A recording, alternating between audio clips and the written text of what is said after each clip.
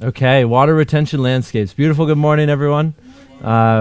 Feel free to ask questions as we're going through if anything comes up, and otherwise we'll just keep rolling. So first question is why? Why water retention landscapes? Why is this something that's important? Why is it something that you hear talked about a lot? And why are we talking about it today? So this is a beautiful city, Bogota, looking out over it. But if you look, it's really important to look around and see what's all around. What kind of impact are we creating on the landscape? If you look everywhere that you go, there's human impact drying out the landscape. This whole city is designed to drain the water away as quickly as possible.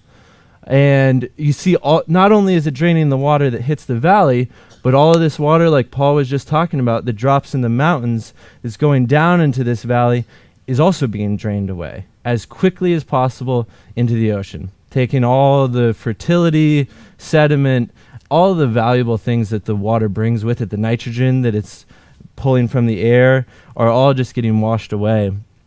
All the houses that we have, all the roads that we build, look at human impact in every city. 90% of it is desertifying the landscape. Now, not just does this cause a problem right where it is, but if you think this whole area, no water is infiltrating into this whole area now. So not only is it degrading this landscape, but it's also degrading everything downstream, because the water that used to infiltrate into this valley that was most assuredly full of wetlands and all different types of water landscapes is now not going into the earth. And so not only is this destroying this landscape, it's destroying downhill of it. It's drying up springs, it's drying up creeks, it's drying up rivers. It's causing a lot of damage throughout the whole system. And so what can we do? This is really going to be the focus of this topic, this presentation. What can we do to improve this situation, to offset some of the different things that we've done? If you imagine what used to be on the landscape, this is an old growth cypress swamp I got to visit. This is Big Mama. It's a tree that was here before Columbus arrived on the continent. It's still around, but only because it's in a very hard to harvest area, and most of the big cypress logs in this area were hollow. So trying to imagine what used to be on this landscape is a really big, important part of working with the landscape, figuring out what possibilities are on the table, what we can do in the future to help improve this situation. And if you imagine all the beautiful systems that used to be here, we only see scratches and little remains of what used to be. The national forests that we visit, most of them have already been logged several times, but because that's our closest common relation to what used to be on the landscape, we think of them as entirely natural. That's where the conservation movement stems from. And so you start to get into this idea where we have these forests that are already in a highly degraded state, but it's the best thing we have. So now we want to set them aside and not touch them, which actually oftentimes further degrades the system. And so with all of this, we really want to look at not just what's on the landscape right now, but what used to be here, what could be here in the future, and what are the best ways to partner with the landscape to achieve your goals. So this brings me to Victor Schauberger and the concept of the full water cycle and the half water cycle. And this was in the early 1900s that he was doing his work. So if you think, a lot has changed from then to now, but he was already seeing a lot of the really big problems that we have. So I've been living in Bozeman, which used to be known as the Valley of Flowers. It was a valley full of expansive wetlands, water features, rivers. All these rivers flooded the banks every year, and you had this giant filtration system that was feeding everything downhill. This was known as a sacred valley, where you had to lay your arms at the entrance of the valley because there were all sorts of medicines that grew in these wetland systems that didn't grow anywhere else in the state. And so several hundred different tribes actually claimed this valley because they would all come there at a time of year to harvest all of the medicines. Now this valley is full of development. Most of the wetlands have been drained. Probably 1/3 of the water surface that used to exist still does. And so it's important to really look at what used to be and what could be. And so when we think of the water cycle, the mountains are really our collection feature. They're condensing all of the rainfall, making the clouds drop their moisture, and then putting that into the lower areas of the landscape. So mountains are a really important piece of this.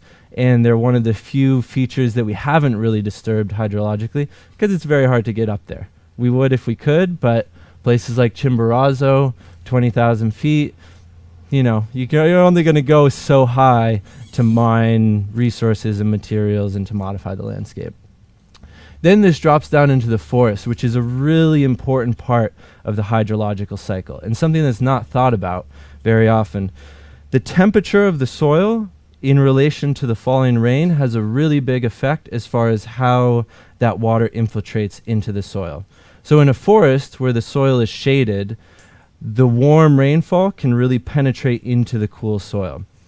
And so this is what's known as the full water cycle. That water goes into the earth, it soaks the earth body, it travels along underground pathways, and it eventually comes back up in the forms of creeks, rivers, springs. So these forests are really our charging mechanism for the body of the earth. Yep.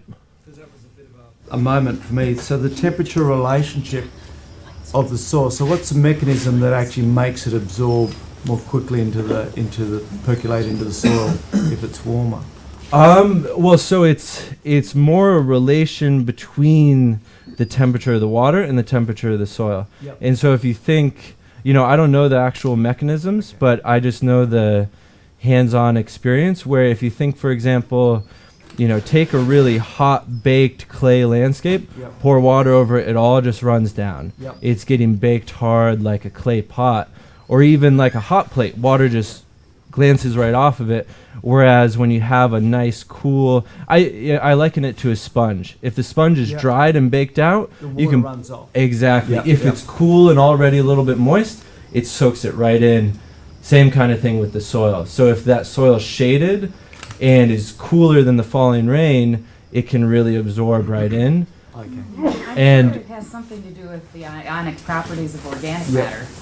And also the pathways of heat. Mm-hmm. So there would be heat transferring from the water to the soil if the water's warmer than the soil. Yep. Yep. Yep. Cool. Yep. And then the fungi are a very important piece of this hydrological cycling as well. They really help with the infiltration of water because they open up all these different pathways to actually move it around. They actually create water in the soil in certain ways. And this is another thing that's being really disturbed by poor forestry practices. And then you get to the creeks and the rivers and the babbling brooks, and all of these are really important areas. Deep, cold, clear water where a lot of the bacteria that actually clean the water are living in and around these rocks and on the surface area of them. So this is one of our filtration mechanisms as well. And so what we have instead of this full water cycle, that really the rain falls, it infiltrates into the ground, it comes back up, it evaporates, and it feeds the cycle. What we've been in for the last 100 years, and much more than that even, is more of the half water cycle, where you cut the forests, and so what happens is that falling rain, instead of infiltrating, now the soil surface is exposed, it's hot, it's baked dry, all that water just runs off. And so now instead of infiltrating into the earth and feeding those creeks and rivers, it's just running along the surface, causing floods, making areas of water that's really flat, wide, and expansive, increasing evaporation, and so one flood leads to the next, and you get into this cycle of intense events that are less common, and so you're getting more drought and more flooding through this half water cycle. You're getting, not only are you getting the problems with flooding, but your water table is actually sinking as well, which is counterintuitive because you're not putting that water into the earth, it's staying right on top of the surface instead of actually entering the living body of the earth.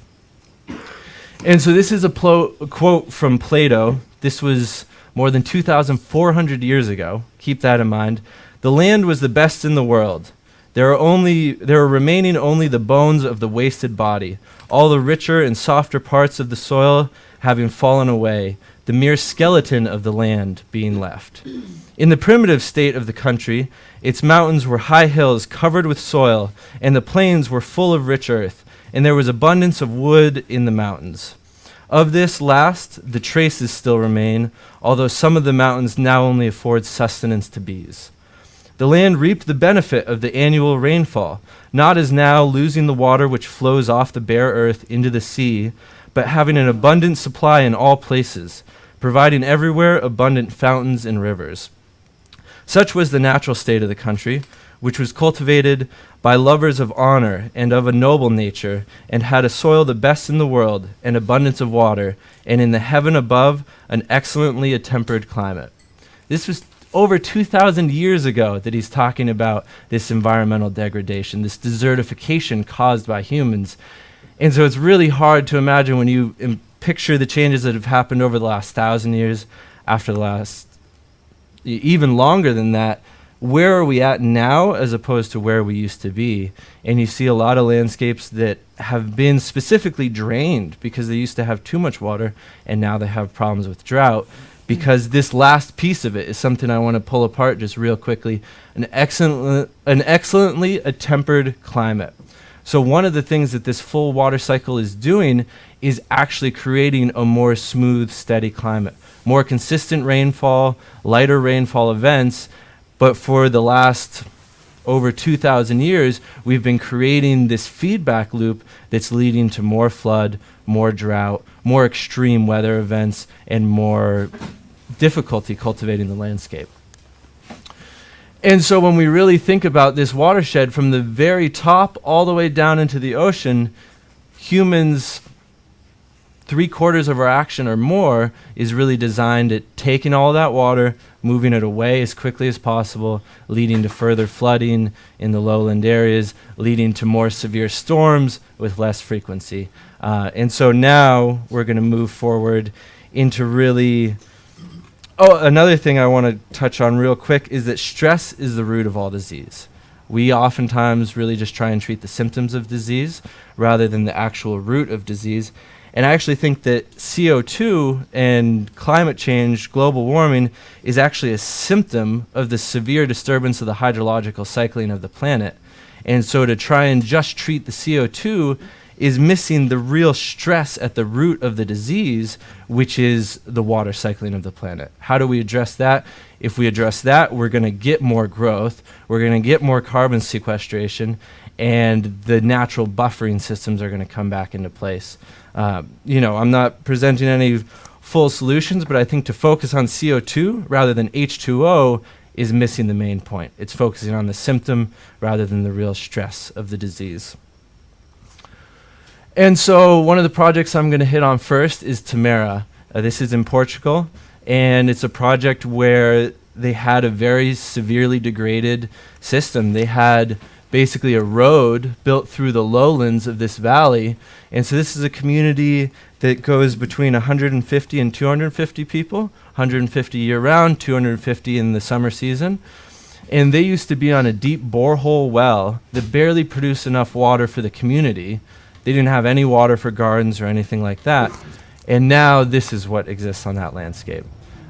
Over a pretty short order, they've gone from being a very degradative community to a very regenerative community, where they're putting more water into the ground than they're actually using. And so, what's that? How much time passed? So it took 2 or 3 years for this lake to fill up. This is probably 4 years in between these photos, maybe. Wow. And so this is an aerial of part of the community. This is that big dam that they put in. This is one of the 2 ponds that Sepp Holzer put in the system, and then they put in a 3rd one later. And so this community went from being in a deep borehole well, a very degradative way of harvesting water. If you liken the earth to the body of a human and draw that analogy, how long would we survive if our skin was dehydrated? So we pulled out blood and sprayed it on the surface. That's a pretty destructive situation.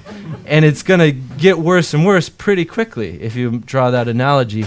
And so now they're on shallow wells and a spring that was they're replenishing the watersheds that they're using, and instead of pulling from this deep historic aquifer, they're pulling from water that they're directly putting into the system each year. Another important thing is they're not just storing water. This is a climate that gets almost no precipitation for 11 months out of the year, and then they get pretty significant, ranging from 250 milliliters to or millimeters to 600 in a really heavy year, which is I get stuck up with inches now, but yeah, they get I think they get like about 6 inches in a really dry year and 14 in a really wet year. And so they're not only storing water from the wet part of the season to the dry part of the season, but from the wet years to the dry years. So they can have a year where they only get 200 millimeters of precipitation, but they still have enough water because they stored it from 2 years ago when they had 600 millimeters that year. So it's really important not just thinking your water budget throughout the year, but your water budget from year to year, over the course of 5 years, over the course of 10 years. And it's a beautiful place, a beautiful community. These are some flow forums they have at the lower end. And then, it's a beautiful ecosystem now in a really barren, dying cork oak landscape. You're driving through this very near desert. It's drier than the Andalusia climate. And then you come into this oasis, and there's all the water they can use. They have more water than they could use. They have plenty of clean drinking water. They have water for the environment, the animals, the gardens. Does this regenerated landscape represent what used to be there beyond 2,000 years ago? That's a great question. What's the fossil record It's say? hard to... So that brings up a couple of different questions. There's the idea of restoring a landscape to what it used to be. Now this, if you go back here, at one point, this is where the water is moving through the landscape. So it was closer to a wetlands before it was a road, most assuredly. Okay. Was it a big lake like that? Probably not. But what we're trying to do is look at the situation as a whole, and then look at our piece of property, and what can we do on this piece of property to affect the situation as a whole. Mhm. And so actually when they were building this, everyone in the area was all up in arms about it. They said, you're taking all of our water, you can't do this. They got the police involved. They tried to do everything they could to stop it. And now they love it, because instead of flood for 1 month and drought for 11, they have a consistent, steady spring fed by these water retention landscapes. Because it's very important, these are not with a liner, these are not with concrete, these are with earthen materials. And so it's holding the water in the body of the earth and actually feeding it back into the body of the earth. So this actually rehydrated old spring lines that at one point were a spring, probably fed by what was a wetland in this area. Now there's this big lake in this area feeding that spring. And so we're not ever going to be able to restore all the landscape to the way it used to be. There's lots of wetlands that have been dredged, that have been developed. You're not going to rip out everyone's home and turn that back into a wetland. And so what can we do in the areas that we can work to not only enhance that situation, but also offset this other situation? And so what I'm oftentimes looking at is looking at what a landscape used to be from a water perspective, and then how can we maximize that, maybe even enhance it from where it ever used to be to offset some of the other environmental degradation all around. Can you orient me on this photo as the original? I got the connections in the front too, right? Yep. So this is that yurt, Okay, yeah. and this is the dam. There's the urine again. Is that? Wow, okay. Yeah. So he was. So you're looking, Giving all that. exactly. For both the before and after is looking out there. It's a little bit different because where they took this picture is now underwater over here a little bit. But that's, yeah.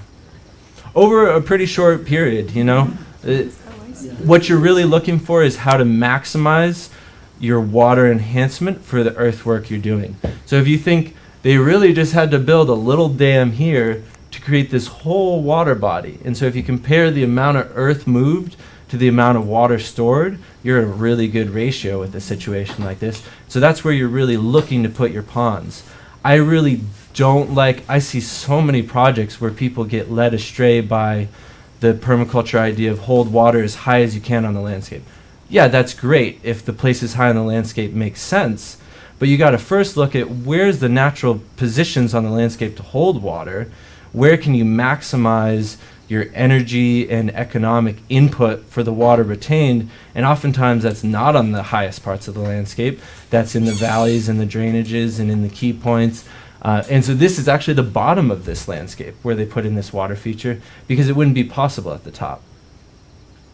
When this was being designed, what were the potential negative impacts in the studies phase of downstream of this water retention? This is a Sepp Holzer project, and so and we'll get more into this with the talk this evening, but he really, I think one of his favorite terms is theory cripples. And so he doesn't, I think a lot of times people get so tied up with the theory and the analysis, and they get stuck in analysis paralysis and nothing ever happens. And he's really good at just coming in, making it happen quick. And so I don't think there were any studies done. They just were looking at how can we restore this watershed? How can we make this community water sustainable? And even regenerative would be even better. And so they just went ahead and did it. And they're one of the best examples in the world now.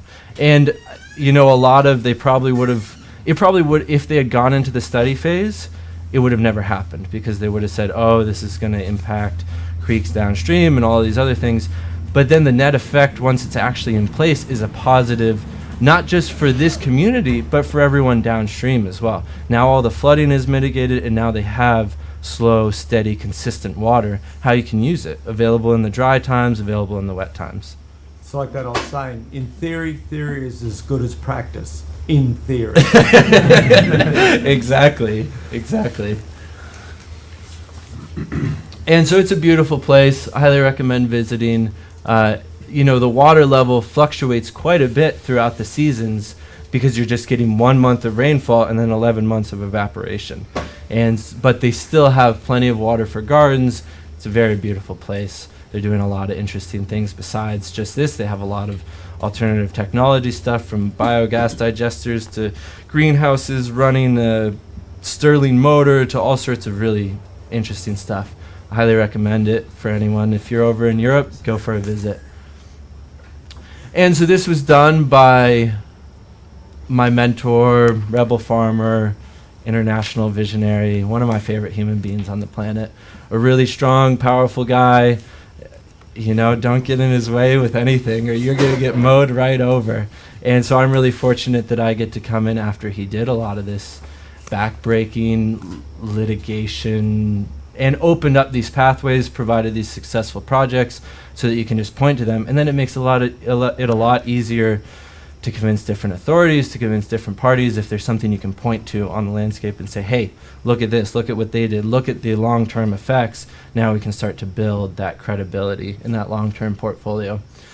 And so he started out at the Kremerhof, which was his family farm. His father gave it to him. It's an Austrian tradition that the firstborn son takes over the family farm. And so when he took it over, he had spent his whole life playing in the dirt. He really loved everything from growing salamanders to all these different plants to making little ponds. He was a kid just playing in nature, as we often do if we're presented the opportunity to do so. And so once he took it over, he had all these grandiose ideas that he started implementing. And a lot of people thought he was crazy. There's stories of his dad being in the bar down in the town and everyone's saying, your son is ruining your farm, what are you doing? You got to stop him. And he said, it's his farm now, it's out of my hands, and legally it was. And so everyone thought he was crazy until he created what is really this paradise on a mountainside, and now everyone wants it. And so on this land, 45 hectares, which is about 120 acres, of what was really, it's a rocky, steep hillside way up in the mountains. It's hard to fathom how high up in the mountains it is until you go there. And it was even poor pasture. It was really thought of as just kind of scrub land for growing pine monoculture and for growing some grains and things of that nature. And he created this beautiful oasis of 72 interconnected ponds and lakes, a whole aquaculture, a whole agroforestry system, and this farm that's incredibly productive as a farm just on its own right. It's incredibly valuable as a teaching tool as well. And then it's incredibly valuable as a beacon and a place for people to see and start to bring these ideas to their own landscape. And so water is the chief element. Water is the ultimate capital of any farm. And so he really looked at how to maximize water retention on the farm. And it's just a beautiful place that at this point, these systems are going and no one could be on the farm for 10 years and it's going to be producing a lot of food. It's going to be a really vital habitat for all the wilderness around, all the wildlife, and then you could come back to it and start cultivating it again at any point in time. And so it's really going back to that full water cycle. This is really the full water cycle embodied, where there are terraces covered in trees that are infiltrating that water, and then there are water retention features collecting and storing that water so that you're really charging and putting as much of that water into the Earth's body as possible, so that 4 or 5 meters deep, the Earth's body is charged with water and with life. And this gives you kind of an idea of the layout. Usually the terraces are more overgrown than this, but this is an area where they're transitioning or revitalizing an old orchard. And so you get an idea of the terraces are infiltrating water, and then they're also safely moving that water to different storage points, mitigating erosion. And then the trees themselves are established usually on the embankments of the terraces so that this continues to be an access way.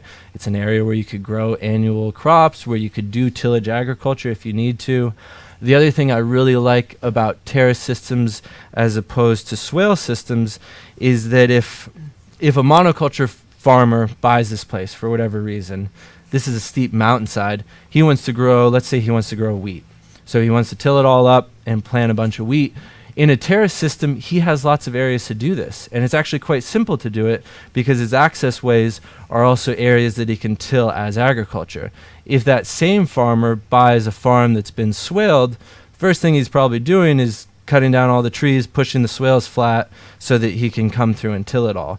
So I like to envision, when designing landscapes, design not just for you and your current uses, but for who might end up with the landscape past you, and how many different options can you build into the table so that it's as flexible as possible. So how do you control or decide how much water is going to flow through that landscape? Because there's always a point where too much of good things a bad thing. Because I mean, 50% of productive soil is air, and by having too much water, I mean, I've worked on a property where there was huge water infiltration features, and so the soil was waterlogged and was going, anaerobic, and so controlling that water in the landscape. And that's a really good point, because none of this is on contour. 0% of it. You know, the dams and the lakes obviously are, but as far as the terraces, they're all slightly in-whaled or out-whaled, and they're all slightly pitched this way, some more than others because they're also access features. And so what you're doing is you're creating areas that are more moist in the heel of these terraces, and then areas that are drier as well in the toe of these terraces. And then it's, when the first falling rain is coming, it's really just infiltrating because you're working with like 1 to 3% grades. But then once the water hits water carrying capacity, it starts to sheet off and gently flow. And so really, like you're saying, that's a really important thing and not just that, but also looking at the context and where you are. This is a pretty rainy place, actually. They get about 20 inches of precipitation, 24 a year. And so it's, you can have too much of water, definitely. And so it's not these on-contour ditches just holding all that water. It's a system designed to infiltrate the water when the soil is dry. Then as the soil fills up, it moves and gently moves to the different water retention features. You've got these steps, and they're the bits that the water's pulsing in. Yep. Whereas if you've got a swale, the water will lens to the surface, and there's no jutting features to give that contrast. So it's just like hits the surface and then it travels below the surface. Yeah, exactly. Does his property, is it represented in the past best by what we see in the background those open areas on the mountainside? No, that's all clear cut. Is So- that what his looked like? Well, so before he this started? is it was all planted pine monoculture, His property? his property, and almost all of Austria is planted pine monoculture. It wasn't, when you go way back, it was more of a mixed culture with lots of deciduous, lots of conifers, lots of different trees. But when it was all imperially, royally owned, they did these big plantations. And the foresters that are trained in Austria know exactly what they're doing. They're creating a system that's not natural, that's not sustainable, that's going to collapse. They know very well it's going to collapse. What they're trying to do is grow, because it's the quickest thing to yield a good marketable timber. And so what they're trying to do is grow it up as much as they can, and right before the collapse point, they want to come in and mow it all down and clear cut it.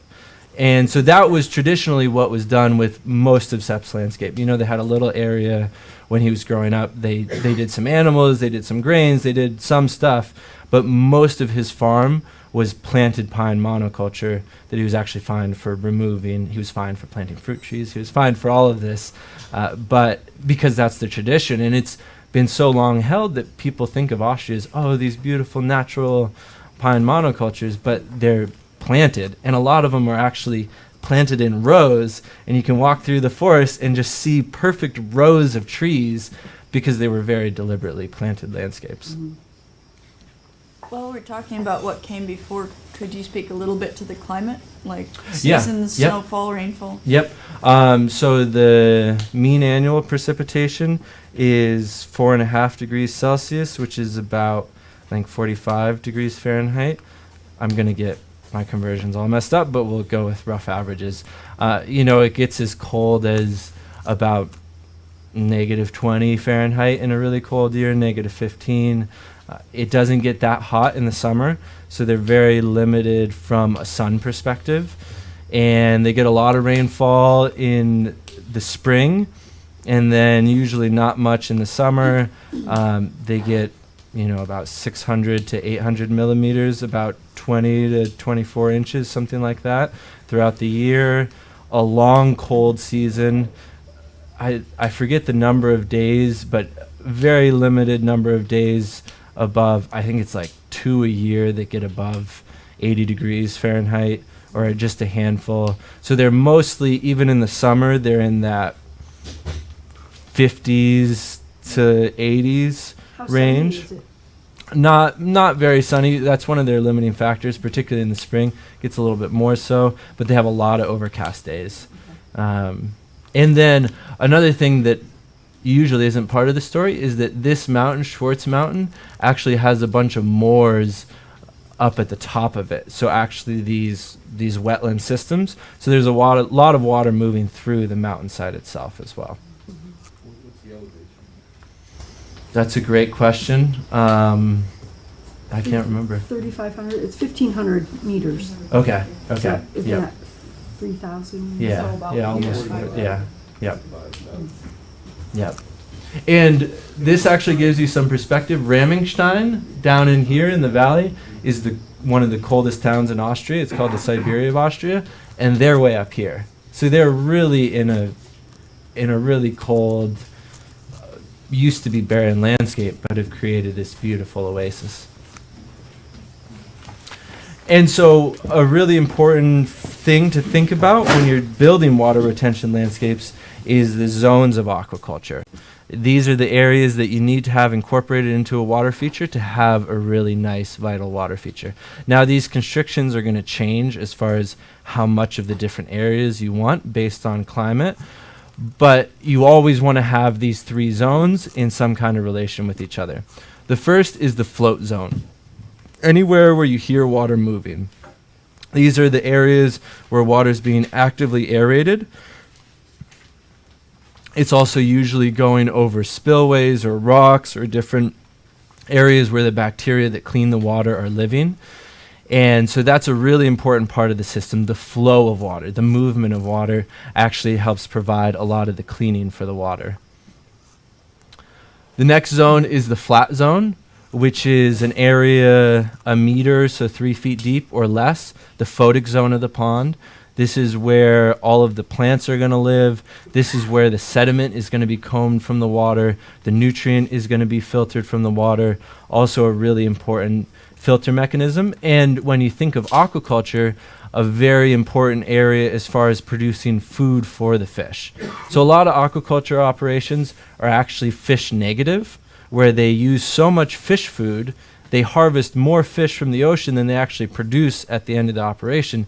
These systems are entirely natural aquaculture systems where you're actually growing the food, so all the insects and plants and small organisms and crustaceans, you're actually growing in these hot ponds, these shallow ponds that then feed into larger systems where you have more of the fish. And so you can have these hotter ponds as also fish nurseries, but where you're bringing the water temperature up and you're really growing a lot of stuff. So in a very arid climate, you still need a flat zone, but you want to minimize it because you don't want to raise the temperature of the water too much and increase evaporation.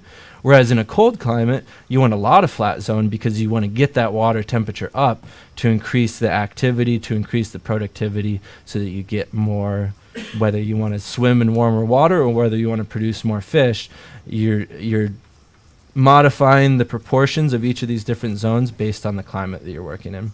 Yeah, typically it's 7 pound of ocean caught fish to raise 1 pound of farmed fish. So you're better off eating the fish they catch to make Yeah. the fish meal. Exactly.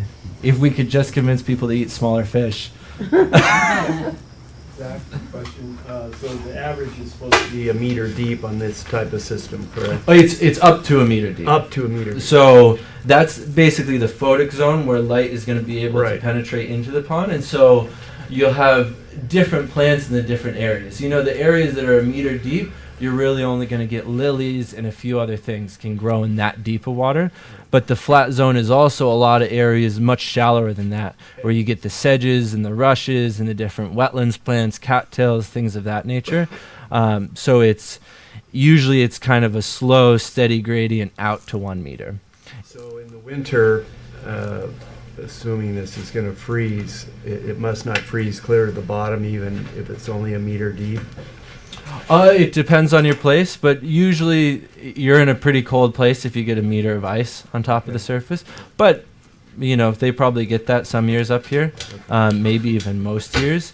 But then you also have the deep zone, which is the third zone of aquaculture, which is where I really consider this 3 meters or more in depth, so 10 feet or more is great, 12 feet, 15 feet. Basically, the deeper you get, the better. And what you're getting is you're getting water at its most structured. So water is most dense at 4.5 degrees Celsius, about 45 degrees Fahrenheit. And so what you have happen is and water has the highest oxygen holding capacity at its most dense. And it also actually takes on these beautiful crystalline structures because water is a very strong dipole. It has a strong charge, it has an oxygen and 2 hydrogens and has a really strong positive and negative charge. So it actually develops these structures, the different ways it forms. Now those structures that water holds also determine how quickly it can pass through another strong dipole, cellular membranes. And so having that reservoir of this deep charged oxygenated water actually is increasing at the rate at which life processes can happen. So it's a really key part of the system. It's also the area that in the winter, all of the fish are going to migrate down to that deep zone where they have access to oxygen, they have a warmer temperature. And then in the summer, when it's way too hot at the top and oxygen levels are low, they're again going to migrate down into those deep zones where they have enough oxygen, where they have that cool charged water. And then you also get overturn where basically every year, twice a year, when the water cools or warms up to that temperature, you get the mixing of all the water, which is also very important. I'll get there in a second. So if the flat ponds are shallow and they freeze in the winter, and that's where the fish food, what do the fish eat in the winter? They're going almost dormant. They're getting the other thing is any good pond has all 3 of these zones mixed in, not just one. So oftentimes, any big pond that has a deep zone is also going to have a shallow zone, whereas some of the shallow hot ponds may have a very small deep zone or a pretty minimal one. So those ones are really going to go totally dormant in the winter, and fish may not be able to overwinter at all in those, whereas the deeper ones still have that flat zone, but as the fish really cool down, they're becoming much less active, they're eating a lot less. So that's kind of how you get through the winter. One of the maxims in aquaculture is if there's any problem at all, is stop feeding your fish. They don't have to support their own weight, they don't have to regulate their own body temperature, so one of the main problems with fish in homes is people massively overfeed them, so they can go months with almost nothing. Is there a shape of the retention ponds that encourages this cycle more than others? Yes, so that is very important to have natural shapes, and so you don't want any corners. Corners end up being a dead zone, and even just having a nice circular pond, this actually brings me to the next slide, it's very important to have a lot of textured habitat to provide areas for different things to hide out, from the fish food to the small fish. So if you have a perfectly circular pond, you're going to have good water circulation throughout the area, but what's going to happen is you have no texture for the small fish to hide out in, and so you're only going to be able to have one size of fish, because the big fish are going to eat the smaller fish until there are no more, until they exhaust them, whereas having all of these textured areas, places for things to hide out, now you can start to have a more natural water system where you have different sizes of fish. So the more varied, the more natural, the better. You actually want to provide areas where water's flowing through more and areas where it's flowing through less, and provide as many different options for habitat as possible. So it's not that there's a set shape. You do want to avoid corners. You do want to avoid just having a circular open pond, but really you want to work as much as possible with the shape of the landscape that's there. So you're moving as little earth as you need to get the job done, and you're getting a nice natural curvy shape. Sep always gets mad, even if it's just in a drawing. If you do a straight dam. This originated in Austria, the conversion of chemical pools to living pools. Was SEP involved in that project? No, I don't believe so. But the company Biotope is actually, they do all sorts. I just visited when I was over there. I visited a couple of their different projects, and they're using, they have these three systems built into it, basically, where they have a float zone, they have a flat zone, and they have a deep zone, and they're really trying to keep as little nutrient in the water as possible, which for most water systems, you don't want a lot of nutrient in the water. It'll promote the growth of algae, which is a good thing, but consumes oxygen, and so you got to have it in balance. But I don't think he was involved at all with the development of those, because a lot of them are two cornered. They have a lot of corners and square, and he wouldn't stand for that. Okay. He would get very upset. For good reason too, and actually on a number of the projects that I saw, some of them, the main problems with those biotope ponds were in places where they had a corner and they were getting no circulation, and it was all the algae and the stuff that they didn't want was accumulating in that corner that was creating this dead zone that was then consuming the oxygen, making it all worse. So I think that those systems, while very beautiful and also very expensive, they could even be enhanced upon. Yeah, can't the corners be mitigated with sandbags or rocks? Oh, and just using different construction materials. You can even build concrete in a nice round way, but it's more difficult. It takes more skill, and so that's why you don't see it. Okay. People are used to doing what they're doing, and nice straight corners is the quickest, easiest way for most people. Thanks. And so crawfish, the European crawfish they get really big. And they're really marketable. They're basically like a mini lobster. They're really hard to cultivate because the American crawfish has invaded over there and is basically eating all of its food supply. And because it's smaller, it can survive on less food when shortages happen. And so in a degraded ecosystem, it has an advantage. They're so high up in the mountains that they can still grow the European crawfish. And so in any given year, they have a lot of animals. They have, last time I was there, they had about 100 sheep, maybe 30 or 40 pigs, probably 40 cattle, maybe 100 chickens, guinea hens, all sorts of different stuff, ducks, geese.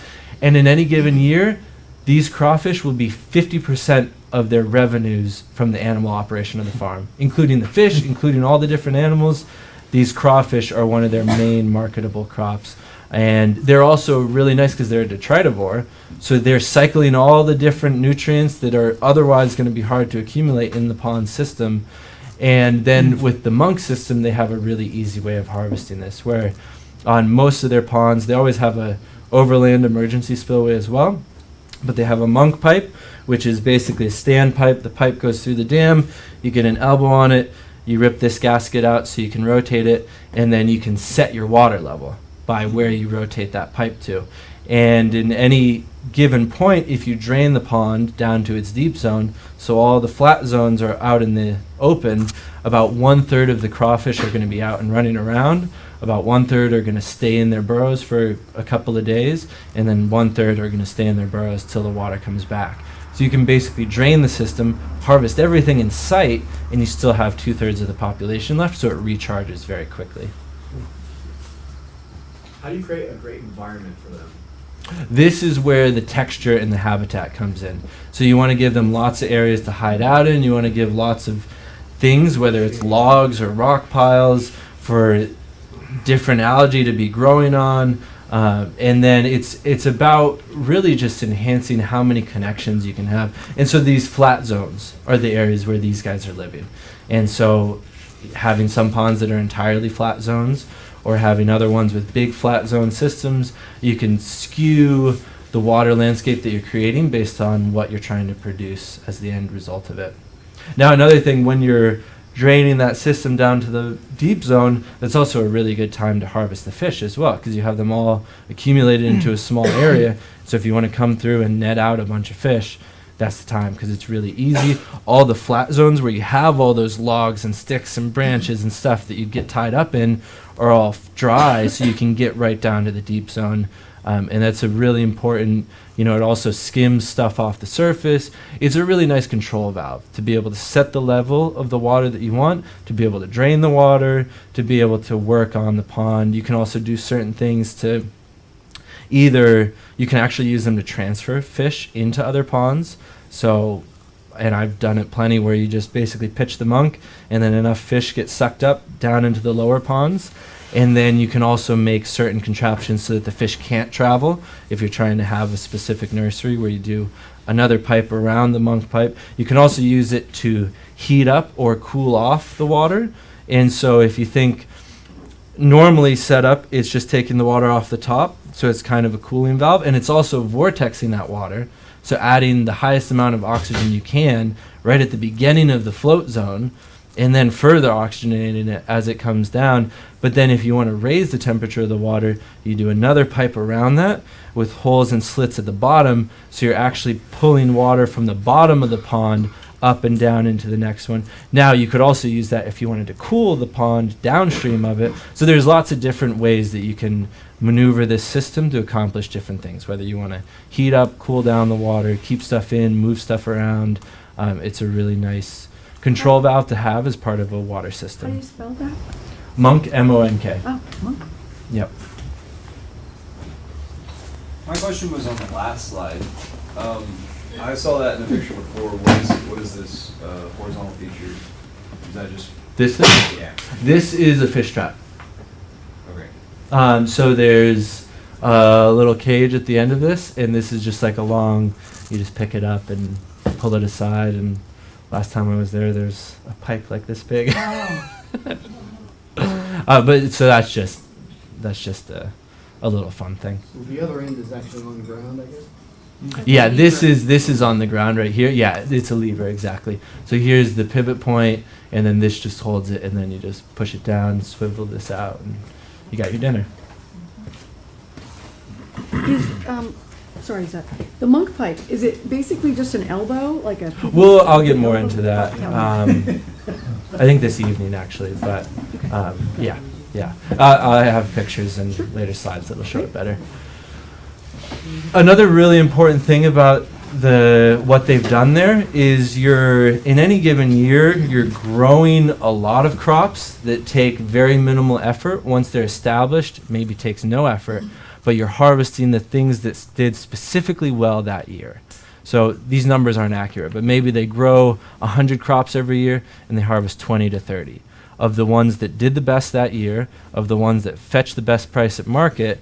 And so now you're buffered against all the different climate situations you could run into, whether it's too hot or too cold or too dry or too wet. Now it's not too hot or too cold, it's nice and hot, or it's nice and cold, or it's nice and wet, or it's nice and dry. So here's an area where they have cherries, and then they have mushroom logs growing in the shade of the cherries.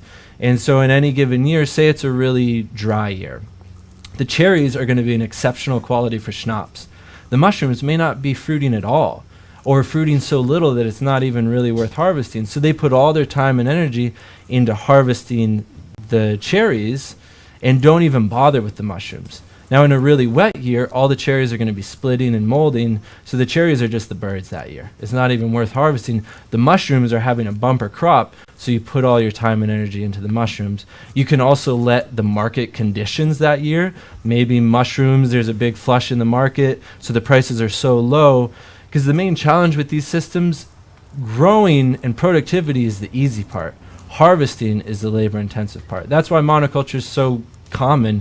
You can drive one tractor with a combine over 100 acres and turn that into money that day. You can do 1,000 acres that day.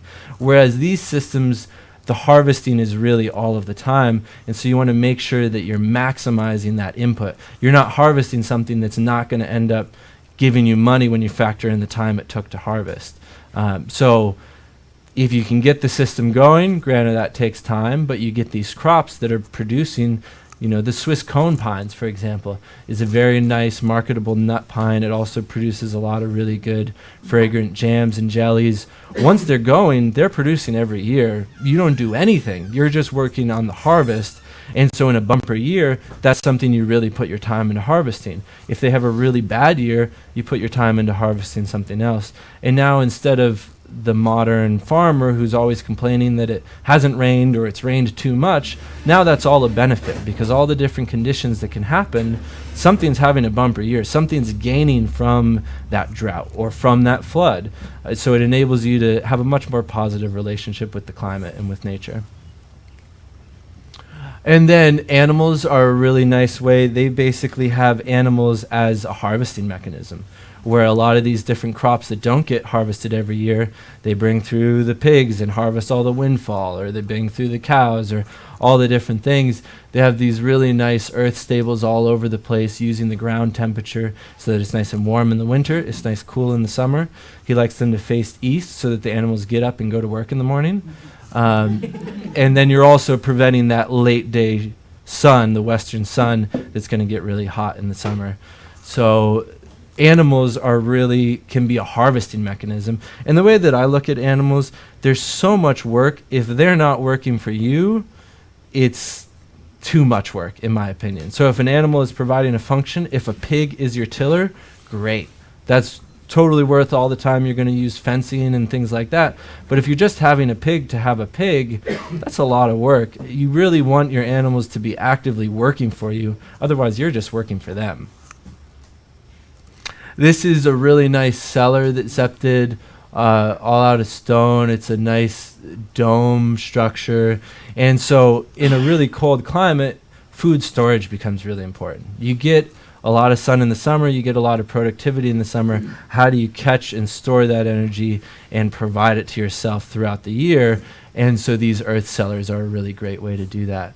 They used to cut ice from some of the ponds and bring it in here, and they could keep ice into the end of July, start of August in this cellar by basically cutting ice blocks, putting straw all around them, and so they can keep stuff really cold, they can keep stuff kind of cool, and they have these different cellars all throughout the place that hold different temperatures for storage of the different crops. Does that matter which direction they are facing? Usually they're facing east as well, but that really shifts with climate as well. You know, in some climates, you really just want that north facing. In some climates, you might even want it south facing so that it gets enough sun in the winter so that you can get in through the snow. But for the most part, they're doing eastern facing stuff. What was the climate where this cellar held ice till July? This is at the Kremerterhof. Yeah, these are all, I'll tell you when we switch to the next project, but all these pictures are from the Kremerterhof. No. And then they do, this is their herb garden, you know, they have medicines, they have all sorts of things all over the place, all these diversified crops all mixed together, which is perfect for a family homestead, but then also when you look at it and you really get diligent about choosing what you're going to harvest each year, it's really effective for a production farm as well. So that's something to really consider. And, you know, it's a beautiful landscape. People that go there are just blown away, and you're walking around and you're basically on this mountainside, but it's like the Garden of Eden up there. There's food all over the place, and it's a system that is really going to continue to thrive even if there's no human intervention for the next 100 years. This place is going to be growing all sorts of food for wildlife and animals, and it's going to be a productive ecosystem with no one doing anything to it, although it would look significantly different. So while I was over in Europe this time, yep. Really fast. I think I noticed that all the rocks are just slightly submerged in the soil. Yep, yeah. So there's the rocks are used as heat sinks in both the water features and the land features. And so if you think of it like a passive solar house, you have a collection surface and then you have your insulation around it. So you leave your collection surface open to your sun, and then you're trying to store and trap that temperature in the earth all around. So a lot of these rocks, you know, the southern faces are exposed, and then it's, you know, about 3/4 buried into the earth. So that's a technique, right? That's Yep. not just a buildup of soil. No, that's a technique. Okay. Yep. And then also in the water, there will be a collection surface exposed, then most of the rock underwater, so that that stone is acting as basically a heat conduit between the sun and the water. And if you see a nice water feature where there are big stones, go out and step on the stone and just sit there long enough for everything to go back to normal, and you'll see that's where all the little fish hang out, that's where all the crustaceans hang out, that's where the water's warmest. So on a nice sunny day, around those rocks is where the life is really happening. So what does it look like subsurface right there? Are those rocks charging more? So up? nope. A lot of times, you know, the rocks, let's say the sun is coming from here. The rock's set like this, and it's buried into the soil like that. Okay. And so you've got your collection surface, which is then diffusing that heat all around, and then that earth is also the insulation around it. So it's keeping that heat longer throughout the night. Whereas if you just had that stone exposed out, it's going to heat up and cool off a lot quicker. Whereas this is using it more like a thermal battery, so that you're exposing your collection surface, but you're insulating everything around. What is the rock like there on the Kremerterhof? What is the material? You know, I actually don't know the major forming material, but it's a lot of big boulders. It Yeah, looks I don't pretty know. light colored. Would it? Is it okay if they're darker? Oh yeah, but even as far as a heat sink, even better if they're darker. What if you painted them darker? You could. I wouldn't. I like to use all natural materials, so I don't introduce any. Smoke 'em. Yeah, you could char them definitely. Char 'em, Yeah, that may work. I don't see why not. It always comes down to the question, could you do it? Yes. Yeah. Would you do it? Yeah. No. And is it worth doing? Because really, this functions really well even without the painting. Even if they're pretty light colored rock, go out and feel a rock, even if it's light colored. If it's been in the sun, it's nice and warm. If you had a choice between light and dark colored rocks, should you choose the darker? Depends Probably on your depends. climate. Yeah, it depends on where you How desperate are. you for heat? Yeah, if you're in a really cold place, yeah, darker would be better. Pennsylvania. Yeah. There you could use the either, and you'd be quite nice because you're a pretty moderate climate. So any other questions on the Chromaterhof? Go ahead. Okay. So while I was over in Europe, I was able to visit Sepp's project that I actually, in my opinion, is his most impressive project. It's a project he did for Princess Nora von Liechtenstein in the Extremadura, which is one of the harsher climates out there. You know, it's not like the Sahara. It gets substantial rainfall, but it's a seasonal thing. And in the summers, it's about 115 degrees, and it's 30-mile-per-hour blowing hot winds. And so this is a landscape that's, when it gets warm, it's warm and oppressively so, and really desiccating, just trying to draw all that moisture away. And so this is a project, this lake has yet to be built and may not be at this point, but where I believe over 2 years, Sepp came in and did 16 different ponds and lakes in a place that people thought it was crazy. They said, there's no way you can build all these water features here. The soil's all sandy. You know, he had so many different problems where all these people didn't believe it would be possible. They said, oh, you're going to lose all the water to evaporation. You're going to have salt build up in the water because of evaporation. All these different issues where the theory cripples were saying, this isn't going to work, that isn't going to work. The princess basically believed in him anyway, and they went ahead and did it. And man, it's the most incredible place I've been. It's in a landscape where all of these oaks were dying. They had all this different disease trouble, and same thing, they were trying to treat the symptoms instead of the disease. So they were actually injecting all the trees a couple of times a year with this thing that was supposed to make them resistant to the fungal infection that was happening. They actually thought it was a virus, and so they were injecting the trees with this thing that was supposed to help with the virus at huge expense. I think like €10 per injection for thousands of trees. And so Sepp came there and analyzed the situation, and again, they were trying to treat the symptom, these trees are dying, rather than the root of the disease, which was the stress, which was this heavily overgrazed landscape, desertifying, where all around the tree roots was barren. And so they dug up some of the trees, and Sepp basically said, you know, the disease isn't in the trees, the disease is in your head. And so they created this beautiful landscape that's, you know, just incredible. There's waterfowl all over the place. Now this is the largest ecological point of interest in Europe. And it's just, you know, this is the vestige of some of the cork oak, or some of the oaks still did die.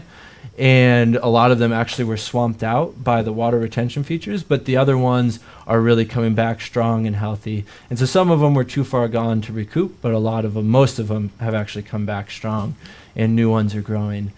And it's just a beautiful, incredible landscape. And they really had a lot of points where they very carefully sorted the material. And so material is a really important thing, and water actually sorts material over time. The water, as it starts to lose energy, first it drops the gravel, then it drops the sand, then it drops the silt, and then it drops the clay last, once it's gotten flat, because clay is actually fully dispersed into water and then reconstituted in a plated crystalline structure. And so even in, I don't even look at the NRCS soil survey stuff, it's so inaccurate and it's so broad scope, and it's based all on what's on the surface, when deep down you oftentimes have all these different layers and these different geologies that have built up over time. And so this was an area where people thought he was crazy, there's nothing but sand, but in the right places in the landscape, there was plenty of the earthen materials to create these small earthworks that create a really large water body that stores that seasonal water, and not just seasonal water, but year to year, like we were saying before. So with these clay lines, so they were finding sources of clay and clay lining, or just picking spots? Well, so that brings up a really good, actually leads right into my next topic, where these are a specific type of pond where it's not actually, you know, they're only doing the work in the dam itself. And so what you have is, in the earth, you're going to have all this different layering. And we're just going to draw out a sample layer here.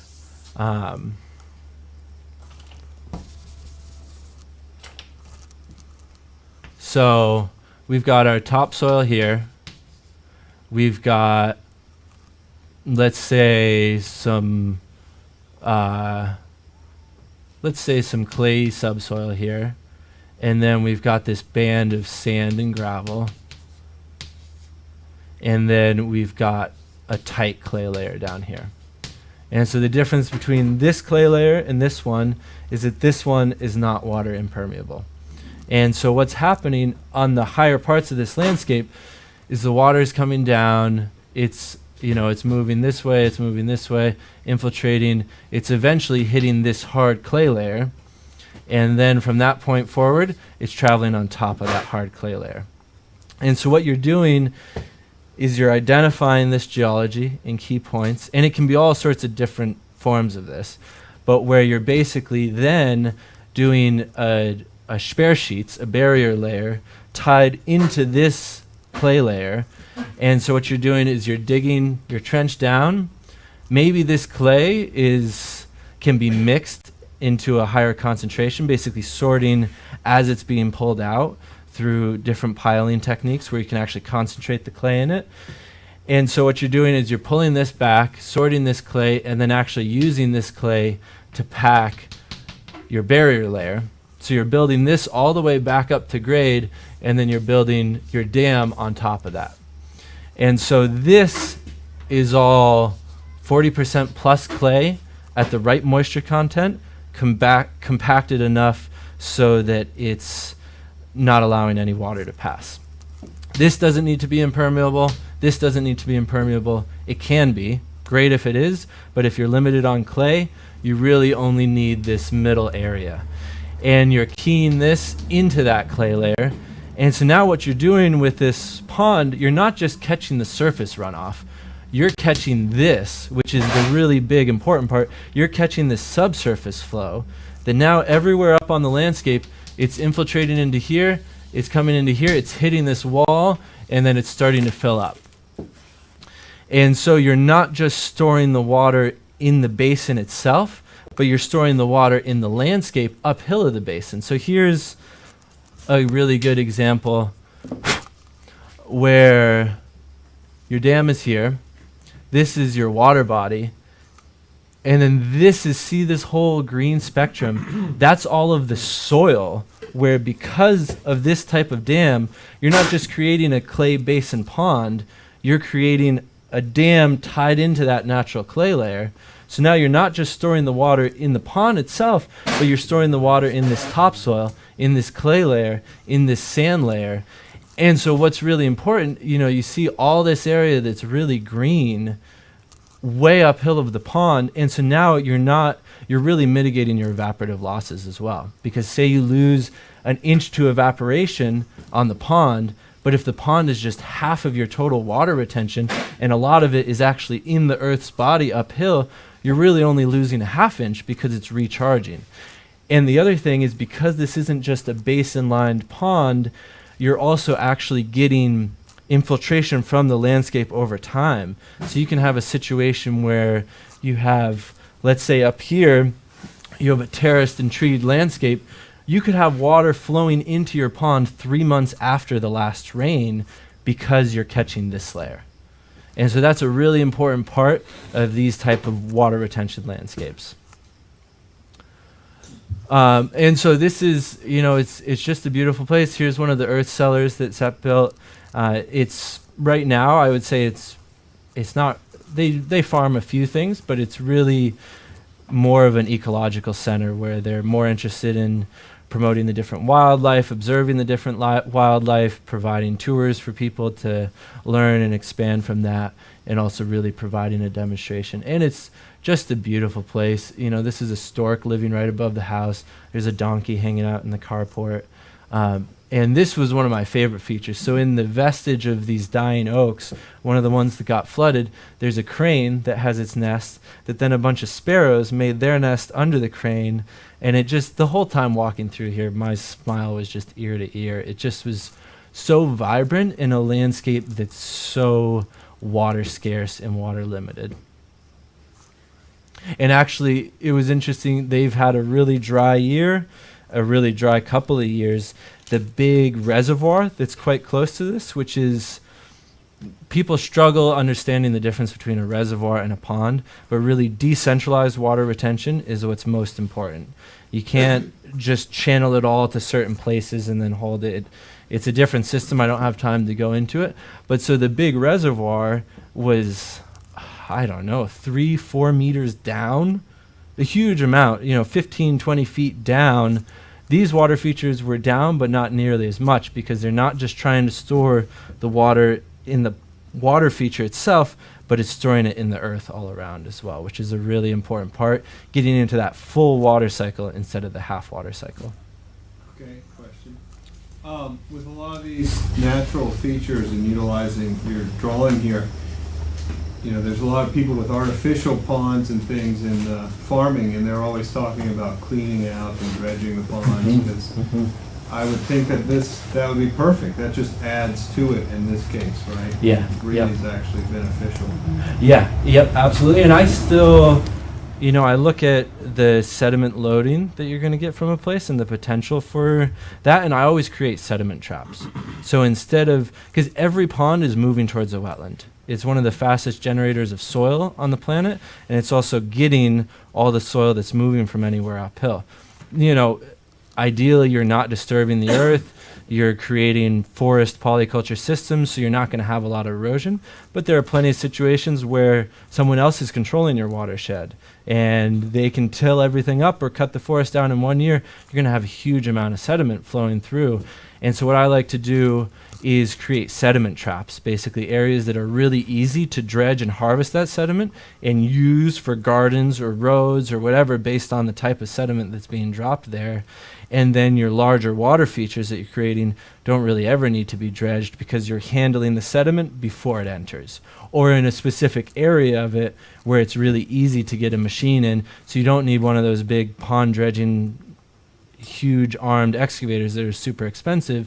You can use normal equipment. You might even be able to use your own farm equipment, and you can size the sediment trap to, if you want to clean it out every 5 years, you size it one size. If you want to clean it out every 20 years, you do a different size. So I'm always building that into the system, but in deliberate places where it's going to be easy to manage. Whereas a lot of times, man, the stuff that pond builders do is just a disaster. I've seen pond builders where they create a pond in a valley, and they're using a well to fill that pond. So they're basically pulling the blood out of the body and spraying it on the surface. And then they create a diversion ditch all the way around the pond so that none of the rainwater can enter it, because they don't want the sediment entering the pond. And so now they've got this pond that was sited well, but is an ecological disaster because it's directly moving all the sediment and rainfall away from the actual water feature. To get a ditch witch and constantly. Oh man. Sediment of the ditches. And these are the ponds that cost $300,000, $500,000, $1 million. It's insanity. So now we're going to cover a project that I did this last fall, just to show you more of the pictures through the process in Tennessee. Beautiful little place. Basically something that's going to be set up as a family homestead, maybe a kind of ecotourism thing down the line.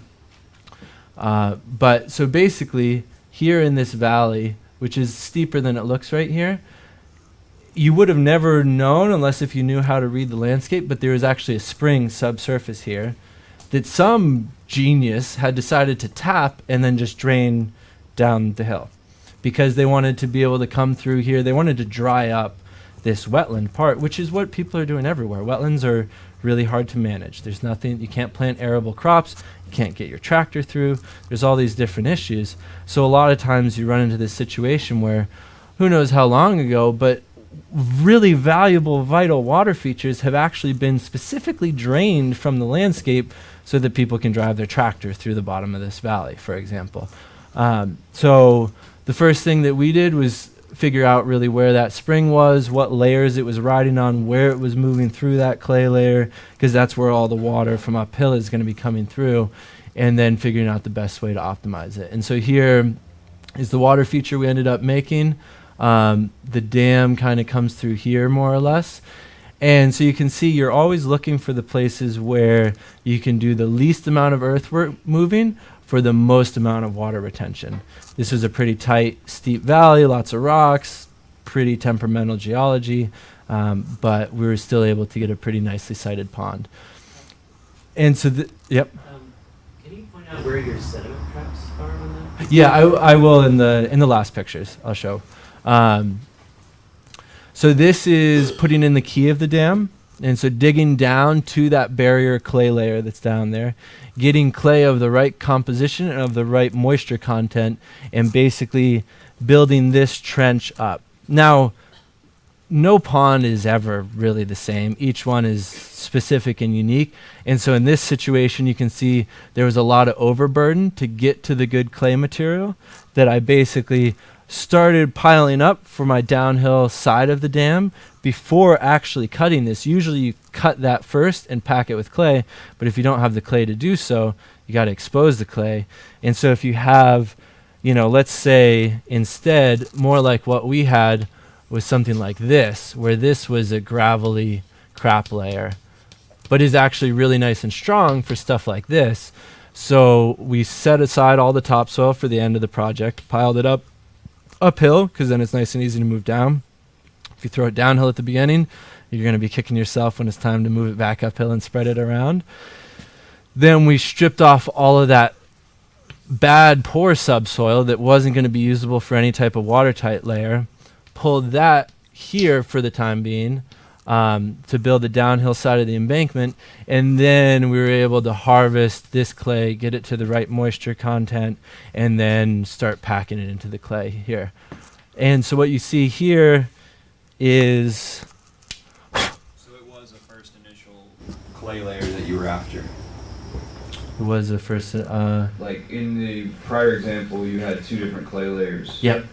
So you were after the first clay layer, or a clay layer that Yeah. was right below the Yep. gravel. And it's always very different. Sometimes you're using this clay layer to pack this and digging out your deep zone as part of the process. Sometimes you have your clay layers up other areas. It's always a really dynamic thinking process when it comes time to do these projects, because you got to really carefully sort your materials. And man, excavator operators hate me because I'm watching them like a hawk, and most of the time I just at this point do it myself because it's easier to do myself than explain to someone, because it's very delicately, I don't want any sand mixed in with that clay layer. I don't want any subsoil mixed in with that topsoil. So it's a very deliberate, delicate, simple and logical, but precise, very precise, and you have to be thinking during the process. I'll just move this way. Good moisture content for the clay. Good moisture content is when you can take it in your hand and you can ball it up, and no moisture squeezes out, but it keeps and holds its form. It's a little bit drier than you'd think, but the best way to figure that out is with model building, which is what we'll be doing in the next section, because it's different with every material. You're looking for a different moisture content.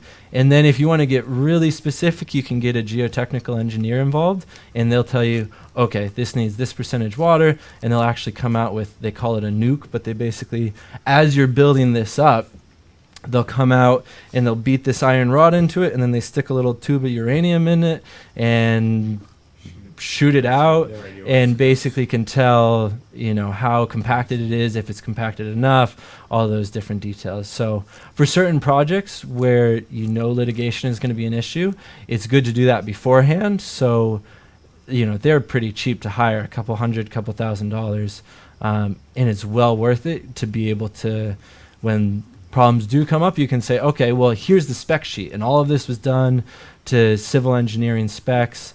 So... And do you always insist on getting a soil sample so that there's no surprises when you go down? Yes, and there's always surprises when I go down still. Yeah. So it's, it's constantly moving around. Like here, you get into all these rocky crap layers. And so I tell people, if the earthworks that I do look like the design that I made, I screwed up. It should not look exactly like the design. We should be changing the design based on what we find.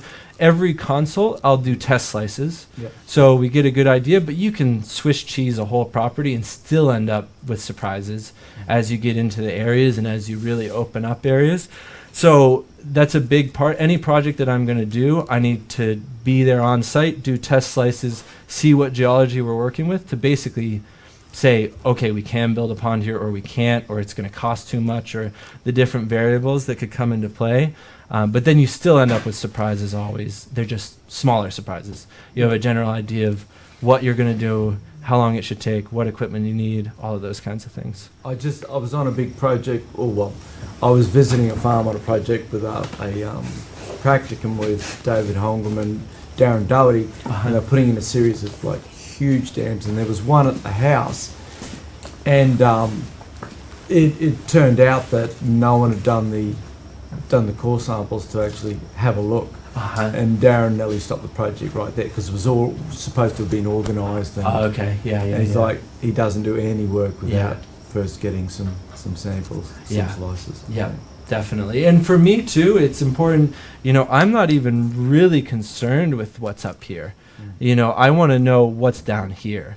And so for test slices, sometimes you can dig in a few feet and know enough. Other times you got to dig down 6, 8, 10, 12, 20 feet to figure out your different layering. And then there comes the question, if this clay layer is 20 feet down, how much water are you retaining? Is it worth the cost to build a dam keyed into that? And I really, only in specific situations do I ever build a pond that's not this system. Because in my opinion, this is the most ecological, best bang for your buck. Sometimes you are doing a basin clay pond. If you have to do a liner, my opinion is that you shouldn't be building a pond there. Even the bentonite liners, I just don't trust stuff like that. But also the big reason for getting into this work is that before I was doing this, I did a lot of work with greenhouses, and it was very nice. But there was so much high energy material, from the metal to the plastic to the wood to the concrete, blah, blah, blah, blah, blah. This stuff I really like because it's a little bit of diesel. It's some plastic pipes every once in a while. But other than that, it's just rearranging the earthen materials in the way that is going to be able to meet your goals and maximize what you have in a property. And your clay line, if you've got a band of gravel, then you'll be clay lining that so that it's not coming out wicking out round the dam walls. Yeah, so you're gonna, the most critical part, if we're looking at kind of a contour overhead, the most critical part is where this dam is going to tie into these corners and making sure that there aren't areas. I'm not so concerned about water lines that are coming around here that are going to rehydrate old springs or stuff like that. On the edges of the wall. I'm fine with that. You want to put the water back into the landscape, but you also want to hold enough water for your uses and your intended goals with the project. And so these two areas are always the most difficult parts, because you're basically, if you're looking at a profile view, you're trying to find a clay layer in a valley that looks like that. So, the surface layers might be like this. And so you're tying your dam into these clay layers and across like that. And it's a clay dam. It's a clay dam. The core of it, the barrier layer, is clay. This, not necessarily, can be. This, not necessarily, can be. If you're building the whole thing with clay, that brings in some other considerations. And you're going to need different batters, or you may actually want to mix some material in for this and this, so that because clay has really high expansion and contraction. So it's a lot of different variables, too much to cover right now. But the easiest thing is just build your own models. Build your models with the material you're working with on site. Figure out, okay, I'm working with this clay at this time of year. Dig it out.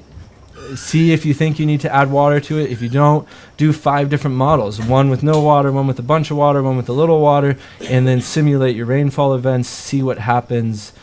Do something and something happens. The easiest way to learn is by small experiments and failures. Failures are very important to learning, and you can get so tied up in theory that's not necessarily coming from a point of practice that yeah, I think all questions can be answered with nature and with the model, whereas there's so many different details that you'd have to cover in theory that I think it's impossible to really get a good idea for.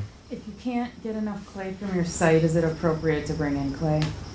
Depends on how much and where, and I try and avoid it as much as possible. I have run into that, definitely, and I have brought in clay, and sometimes I've wondered if it was really the best thing. You know, it's a mix of context. How badly do you need the water? How much money does the client have? You know, is the clay that you're going to bring in actually going to deliver a measurable result? And usually if you're scrapped for clay, there's a better pond location, or a pond may not be the real best way to manage water in that situation. Now, what I'm going to continue with is a project that I did in Tennessee. So as I was mentioning, this is putting in that barrier layer. So attaching to, it's actually interesting because in this case, the spring was actually riding on another clay layer that was on top of this barrier clay layer that I wanted to tie the dam into. So do you have to do this kind of thing in the dry season, or can you do it in every season? That's a great question. That's the question from my wife. It's basically, there is a time of year, there may be several, where that clay is already at a good moisture holding capacity to be compacted. So in each of these projects, there's a time window. It could be a couple of months, it could be half a season, it could be a couple of weeks when you're going to hit the clay being at the right moisture content, which is when you want to move on the project. You can do it in a variety of moistures, but it's really, it can be a lot more work. And I'd much rather a material that's too dry. It's pretty easy to get a fire truck in, wet it down to the right moisture content, and compact it. A material that's too wet could double the price of a project. So there, you know, you can do them in a lot of different seasons, but there's going to be a time window for each project in each context where it makes the most sense, where the clay is closest to the right moisture content, where the season is closest to the right, so that the right things that you want are happening afterwards. So in this kind of climate, for example, the spring is going to be too wet, and it's going to depend on where you are in the landscape. If you're in an area where there's an underground spring, you know, obviously that's going to be a different situation than if you're in an area that's bone dry.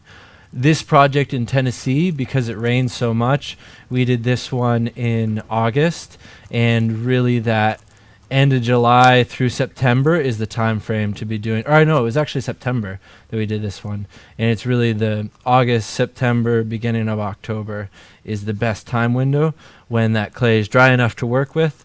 If we were to try and do this in the spring, it would have been a whole different level of work, where now you need to pull out the clay, you need to let it dehydrate. Sometimes you're actually rolling it with the excavator tracks to squeegee the moisture out, basically.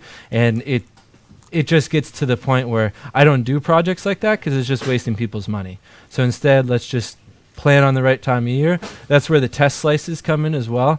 I'm not just looking for the geologies that we're working with, but the moisture content of the material as we go down, so that we can say, okay, it's too wet this time of year, we should do it now or in the future, or it's too dry and we need to do this a couple months earlier, so you get a good idea for that. So a very important point, actually. And so in this situation, that spring that you saw was riding on a different clay layer, and then there was this really nice, hard, impermeable clay layer that I wanted to tie the dam into, so that you're catching not just that one spring, but any other subsurface flow from farther uphill that's working in those permeable layers down deeper. So we actually stripped off the one clay layer to use as the barrier layer to tie into this deeper down mother clay layer that was very hard. So hard to the point where it was actually difficult to dig through with the excavator. So you get a good feeling for the different layers as you're digging and moving through them. And so this is, you know, this is all of that overburden I was talking about. This is the middle of that dam, building it up. This is when we're to just a little bit above grade now, continuing to, it's also important you can only compact it in rises. You can't just fill up the material and compact it, because then you're just compacting the top. So you really, and it changes based on the material, but you're doing anywhere from 20 to 50 centimeters at a time, maybe even 10 centimeters, depending on your material that you're using, the equipment you're using for compaction, the moisture content, all of those different variables. When you're building this and you are layering, are you having somebody test for compaction and soil density? I'm testing for that. Okay. With my feet and with something that so certain projects I'll bring in a geotechnical engineer to do a really thorough assessment. Other ones where I always present that as an option to the client if they want that paper trail to say if they ever have any problems, here's how we did it, it's all up to specs, go screw yourself basically. But other projects where you're not concerned about that, it's cheaper to not do that. So it's based on what the person wants. Okay. I try and always articulate all the options and then let the client decide which route they want to go. If I understood correctly, you went past one layer of clay. Mm-hmm. Going down, how do you know which one is the impermeable layer of clay? Well, so the first one was an impermeable layer, and then there was another gravel band that was rounded gravel, so indicating water flow at times.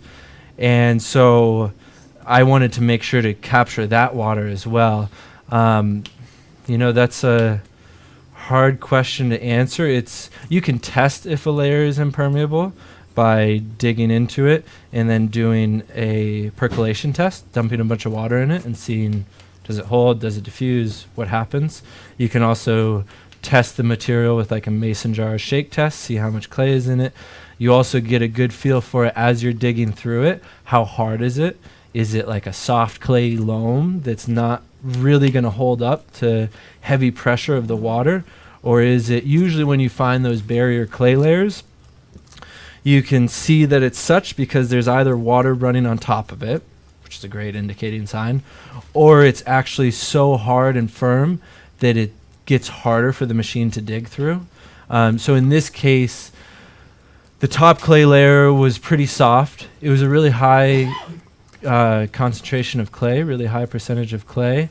It was at a good moisture content, but you want to see not just the top of that clay layer, but how deep it is, or an idea of if it's deep enough. And so then once we punched through to a gravel layer, I wanted to see what was under that. And then once we hit a layer that was actually hard for a 23-ton excavator to dig through, I knew, okay, that's the layer we want to tie it into. And you'll check that whether or not they're a dispersive clay. I didn't actually. Okay. Yeah, I built a model, and so I guess that would be checking in a certain way. But that's actually something I'd like to know more about, dispersive clays versus non-dispersive, and how do you check for that? Oh, the simple way is you just form a clump of it, put it in a jar, and a dispersive clay, the piece of clay will tend to it'll soften out and flatten, and over time cover. So that its reaction to water is that it's still a clay, but it will tend to spread out, soften, which is problematic. Whereas a normal clay, you drop it in, and it will retain its shape within the jar and not move. I think it's an Attenberg test or something like that. Yeah. And then another thing with these kind of dams is that your clay isn't really in the pond itself. It's in that barrier layer, which is trapped in between these two big embankments. So it also helps because it's not, it would have to first disperse into the soil to then be able to disperse into the water. Yeah. And it also really helps with expansion and contraction, because instead of a clay basin that once you make it, if it's dry for a month, you're going to get cracks forming and stuff like that, you're hydrating your clay, but it's trapped inside earth, so you need a really severe event to really start dehydrating that, because it's under a meter of earth in all directions, basically. And so this is that spring. Eventually we ended up doing just a real rough casing in this area.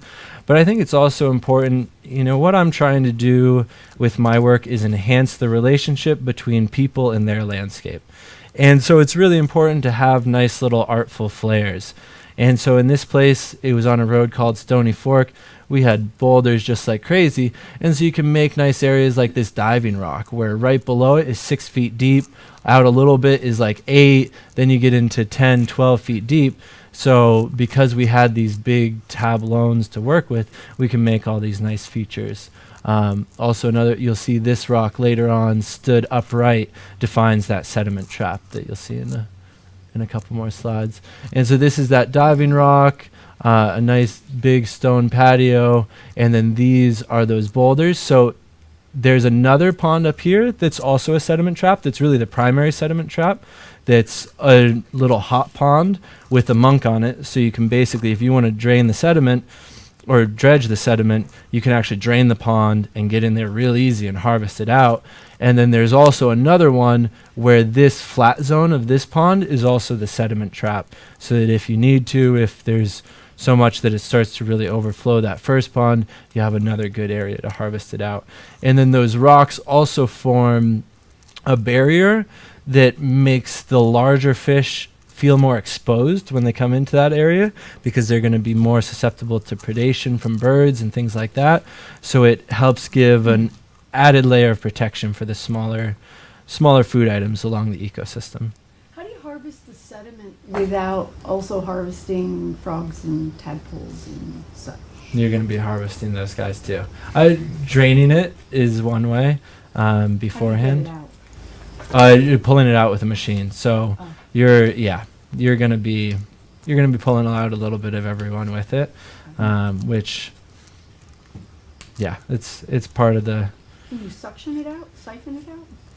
They do have these rather expensive sediment pumps where they actually kind of stir the sediment up into the water and pump it out. But I had a project where we were looking at doing that, but then they ultimately determined that it was too expensive, and that's going to suck out all the stuff with it as well, all the living organisms. So usually by machine is what you're doing it with.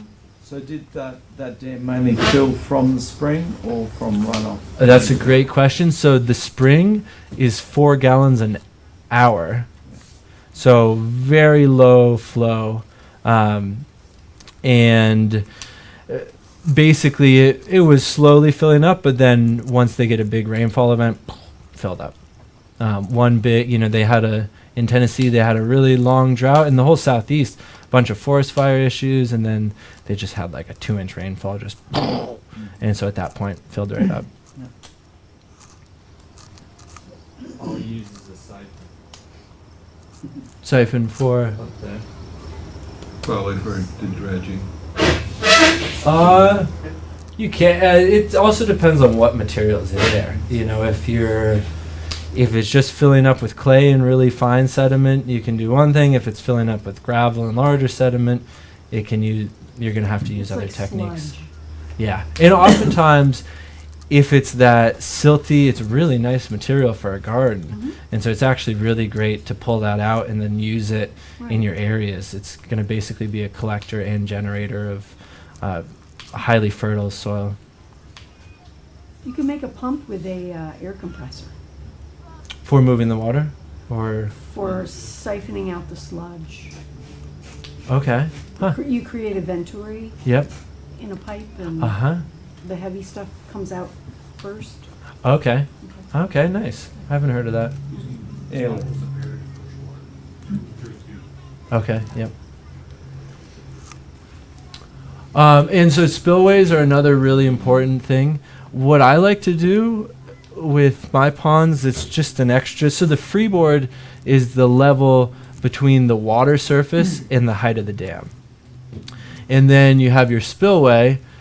If you have a monk, you're always going to have an emergency overland spillway that's sized for, I don't just size them for the 100-year event, I size them for the 1,000-year event, because we're moving into more uncertain weather events. And if I make an earthwork, I want something that's going to hopefully last until the next ice age. So a really oversized spillway that's going to be able to handle any amount of water moving through there, that gets wider as it comes across. Then the other thing I like to do is actually have this whole terrace around the pond below the height of my dam.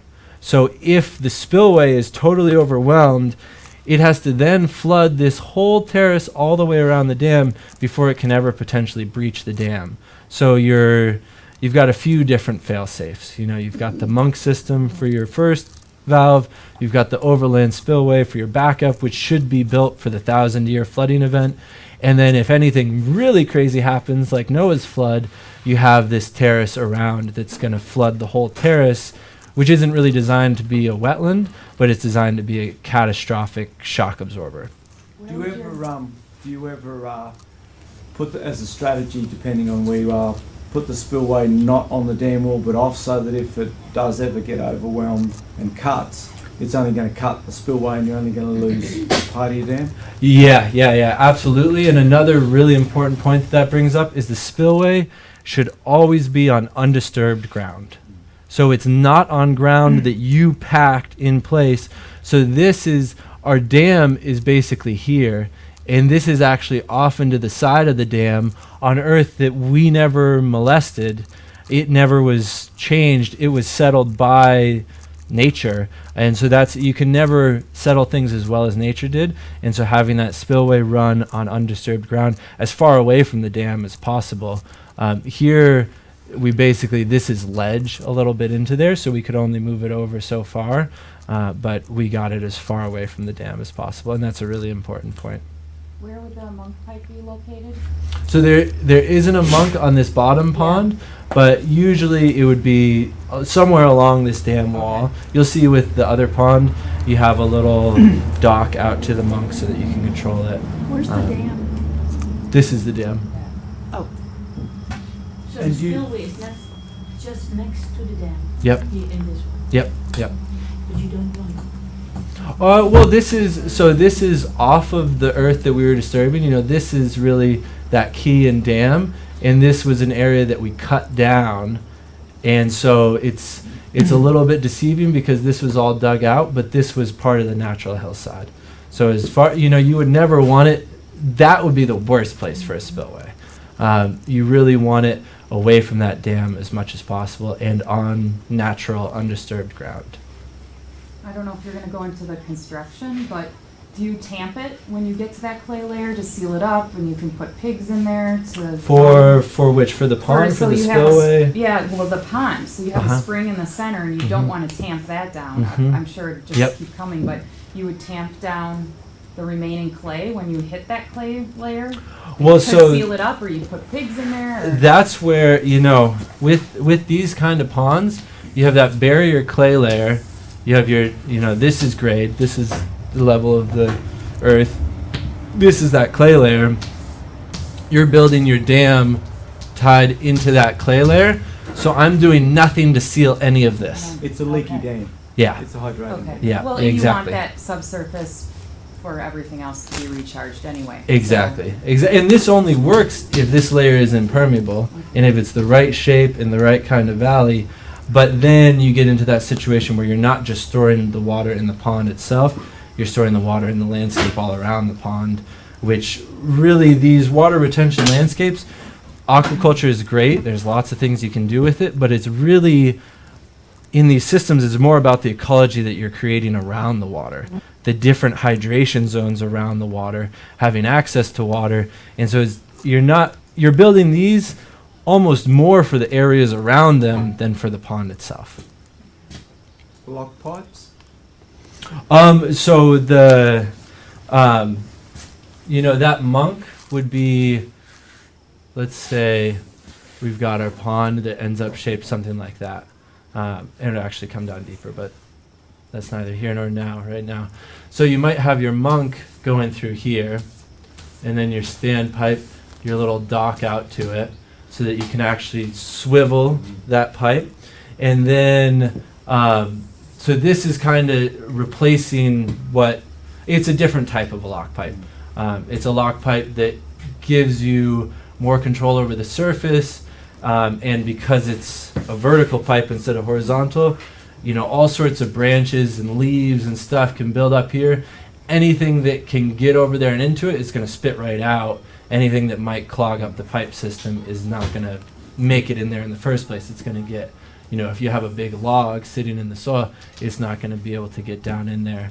And then as far as a lot of people do baffle plates, which I actually really try and avoid because of my training with, water has such a tiny head, it can work its way through so many different things. And when you have a lot of pressure on it, what'll happen if you have no baffle plate is eventually, this is a smooth surface, eventually if water can work its way all through here, once it starts flowing out here, you get this spiraling siphon, it starts dumping out a lot of sediment pretty quickly, and then you have a landslide, flood.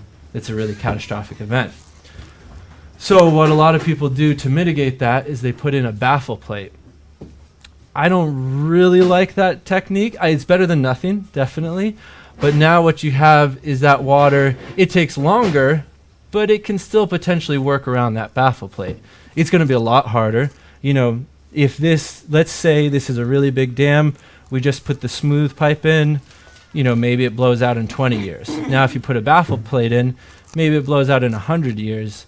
What Zepp does and what I do as well is you take this pipe and you paint it with blitz cement, wrap it with geotextile and paint that with blitz cement, so that what you get is that this pipe is a variegated, structured, it's not a smooth surface. And so now instead of one place where you're really stopping the flow of water, and this is all hand-tamped clay, so now the water has to move through all these different areas to actually get through there. And it's a pretty simple, pretty cheap, pretty straightforward way to do it. I find that it's usually cheaper than a baffle plate. And, I haven't been around long enough to really see the difference, but I trust Sepp, and he likes this technique a lot more than baffle plates, just because if you think about it, instead of having one point of protection, basically the whole thing is. Oh, no, sometimes they'll have multiple baffle plates. I've seen 4 go in a dam wall. Okay, yeah. But it is expensive to do. Yeah. The Paradise Dam at Jeff's place, the biggest dam on the property, has got the monk. Oh, nice. In there. Very nice. But one day Jeff found this black poly pipe down in one of the gullies below. He said, "Is this some scrap pipe?" And he reefed on it and actually broke the valve off the base of the dam. And it had never been cemented or stabilised. So it's like we had no way to stop the water flow. It was middle of winter, and it's like dive to find, because his monk, he's just got a standpipe. It's not really a monk, it's a standpipe. And it's like try and find that to cap that in the middle of winter. Man. Yeah, it was an interesting little process. I can imagine. Which I tried diving, couldn't find it, but in the end, we actually fixed it by wrapping bicycle tube around the broken fitting and holding something together, and then casting and cementing the whole thing, because that's yeah. So one thing I found was think about strategies for repairing parts on the bottom of the dam wall that you're not exposed to water pressure. Wow. And water's strong. You get a lot of water pressure built up. That's a lot of weight. Yeah, what is it? 7 pounds per gallon. If you think these are, 1 million gallons, you have a lot of weight and pressure pushing on that. Sorry, you've got your drawing there shows the kind of the new lower bottom contour of the pond below what was the original surface area of the land. Are you doing that just to simply get the materials you need to make the dam? Or are you doing that based on what you want the contours of the pond to be? You're doing that off of, digging out your deep zone, getting as much water retention as possible, and generating the material for this. And really, this is not really good to scale. This would be more like something like this. It would usually, especially you have your proper batter off of here, but then usually you're going to be coming down to that base clay layer, like in this. This bottom of the pond, at that point, that is that barrier clay layer. And then there's this stuff on top of it as well on the uphill sides. Are you trying to keep your monk pipe full of water? Is it level? Is it? It's pitched. It's just sloped out. Just sloped downhill like that. Yeah. Yep. Just enough to drain, and then you also want to make sure you don't want that landing right at the foot of the dam. You want that coming out, and this probably to be armored with rock. And then what I like to do is you have your your overland spillway might come out like this, and then your monk, I just have connect right back into it, so you don't have to build any extra spillway.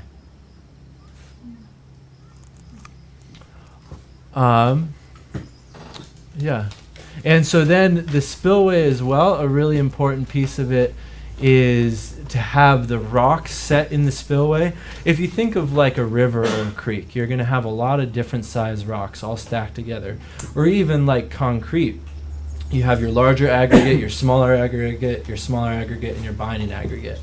And so in this case, we're building the spillway into a clay layer, setting your big rocks first, and then filling in between those with smaller rocks and stacking the sediment size so that you get something that's really strong and holding up to water. And then also really important is that the stones are all placed very deliberately so that you don't get like a running bond beam or like an H joint in floor. You basically, if the water comes through here, it hits this rock and then has to travel around, and then it hits this rock and has to travel around. So it's continuing to drop its force each way. So if you think, you're laying out the spillway, if you have a line of rocks like that, the next ones are like this, and then the next ones are like this, so that the water, it smacks into this rock, and then it smacks into this rock. You're not laying out a spillway like this that looks really nice, but then the water is just going to cut a channel through there. And then as far as stream crossings as well, you can usually find enough good rock, not always, but oftentimes you can find enough good rock on a site so that you can make stream crossings where basically you have bigger rocks that you can lay out like the tire tracks, and you have your water flowing in these parts, and you have dry rock on top, so you can just cross through. I think I actually pulled the picture out that showed it well, but there are a couple of crossings. So this shows the two ponds. And so this pond is really the primary sediment trap. That pond is just a hot pond. It's got a monk here that comes through there. It's got the overland spillway here that then comes back into here. And then this, we also have a system where it can pull water from up here, pump it up into a waterfall up here, and circulate it through the system. Because the spring flow is so low, and if you really want to grow fish, you want to have a lot of oxygen, a lot of moving water, a lot of flow coming into it. If this was in a different situation where it had more flow year round, I wouldn't worry about putting in a system like this. But this is basically a way to add oxygen to move water through the system so that you can pump from that bottom pond up to a waterfall, comes down through a spillway. So it's being cleaned in the spillway. It's being cleaned in this pond, which will eventually be plants everywhere except for just that little middle part. This was just done in the fall and just filled, and these are the first pictures I have, so it's not showing all the stuff that's happened since. But then flowing through this spillway, getting filtered again into this flat zone of the pond, being filtered again, going down into the deep zone. So you're getting a lot of different filtration mechanisms, but that are also producing the food for your fish that's also flowing like this. How do you pump it up? A pump, electrical pump. Oh, okay. Yeah. You can, if you have a lot of flow, you can work with like a ram pump or a high lifter pump or something like that that's using a certain part of the water. Most of the water is traveling by to pressurize the amount of water that you're moving uphill. But in this kind of case where you have a spring that's 4 gallons an hour, you're not doing anything like that because you'd waste too much water to pressurize the water that you're moving back uphill. And so this is just to show you guys a little bit as far as pond siting. You really want to look at, in most climates, if you just dig a hole, and even if it's totally watertight and you get a lot of rain, you're not going to have a nice pond, because if just what's landing in there, you're going to lose that much to evaporation. And so it might even get drier and drier every year. Certain climates you can, but those are the exceptions. So what you want to look is the watershed. Where is all the water flowing, and where are the best places to trap it? And so if you see, this is a contour 3D map. This whole watershed is all flowing through this one point. And so you have this one point where you can build a little tiny dam, make a nice water feature, and catch the water from this whole watershed is all flowing through there. And then the same thing back here with even larger watersheds. You have all these different contours. The water is all coming down and being collected into these few places where you can make the smallest amount of earth moving for the maximum amount of water retained. So if you look at some of these, this is a little tiny dam for a pretty nice big lake. It's the same kind of things you saw with this site that Sepp did in the Extremadura in Spain. You're looking for the points, and I actually draw a comparison of a ratio of how many cubic meters of water am I storing per cubic meters of dam built. What's that ratio like? And that's how you can start to decide, okay, well, this pond site, I'm getting a lot more for my money than this one. And this one, I'm actually getting more water for my money than this one, but this one's better than this one. And so you can decide which ones you do first, which ones you don't do, which ones are going to be your best leverage points to be able to shift the ecology of the property and the water cycling of the property. You and I have talked about this before, but why would you go with open water instead of water meadows? Well, so this is actually both of those, because it's that, because you're storing that water uphill too, you're not just creating the water feature, but you're creating the wetlands feeding into the water feature. And so you're getting two birds with one stone, basically. You're creating both of those features as part of a unit. And that's why I think this type of dam building is so critical and so important, because if you just make a basin pond, you're missing all of that water storage, also all that water filtration, also that water storage that's more prevented against evaporation. You're getting all of those things when you do this type of dam. And so these are the kind of water retention features that I'm always looking for, and that are going to provide the most value for the minimum amount of expense, ecologically, economically, from an energetic standpoint, all of those things. What if you have no undisturbed ground for the spillway? If you have no undisturbed ground for the spillway, that's a good question. I haven't run into that before. I would be looking for the firmest ground, and also where it's going to have the safest point of travel. So, for example, or actually I can do this here. If you wouldn't, the farther away you can get this spillway and any possible erosion away from the dam, the better. So even if this was all disturbed ground, having it spill like that is about the worst thing you can do, because it's going to slowly eat away at the foot of your dam. You want it to spill out here and then down, so that any potential erosion that's really going to happen is well away from your dam. And that's what I'd look to do if there's no undisturbed ground as well. And also looking at, how disturbed is it? I would probably, if it's disturbed and loose, I would probably pull it up and compact it first to get it as firm as possible. But usually there's going to be some area, all your soil may be disturbed in the first couple of feet, but oftentimes you're building this spillway into something deeper than that on the side of the hill. So even if all of your topsoil has been disturbed, that's not really what you're putting the spillway in anyway. So I would be surprised if you can't find some undisturbed subsoil. So one question I've got too is, and then there's a bigger question, is that, so we're concentrating on natural catchments. Mm-hmm. So all that work is about finding the natural catchments, getting your earth to water volume ratios as best you can. Yep.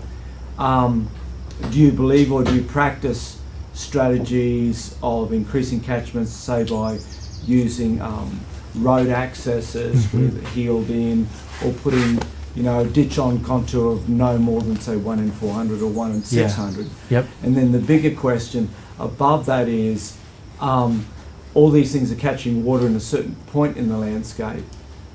Do you have strategies about actually infiltrating the water higher up in the landscape also? Yep. Because these only work on natural catchments, or where we can arrange to catch water running off. Yeah. And of course, if we've got beautiful soil, it's absorbing the moisture, we don't have that runoff. Yeah. So, Yep. Yeah, absolutely. So that brings up a couple of good questions.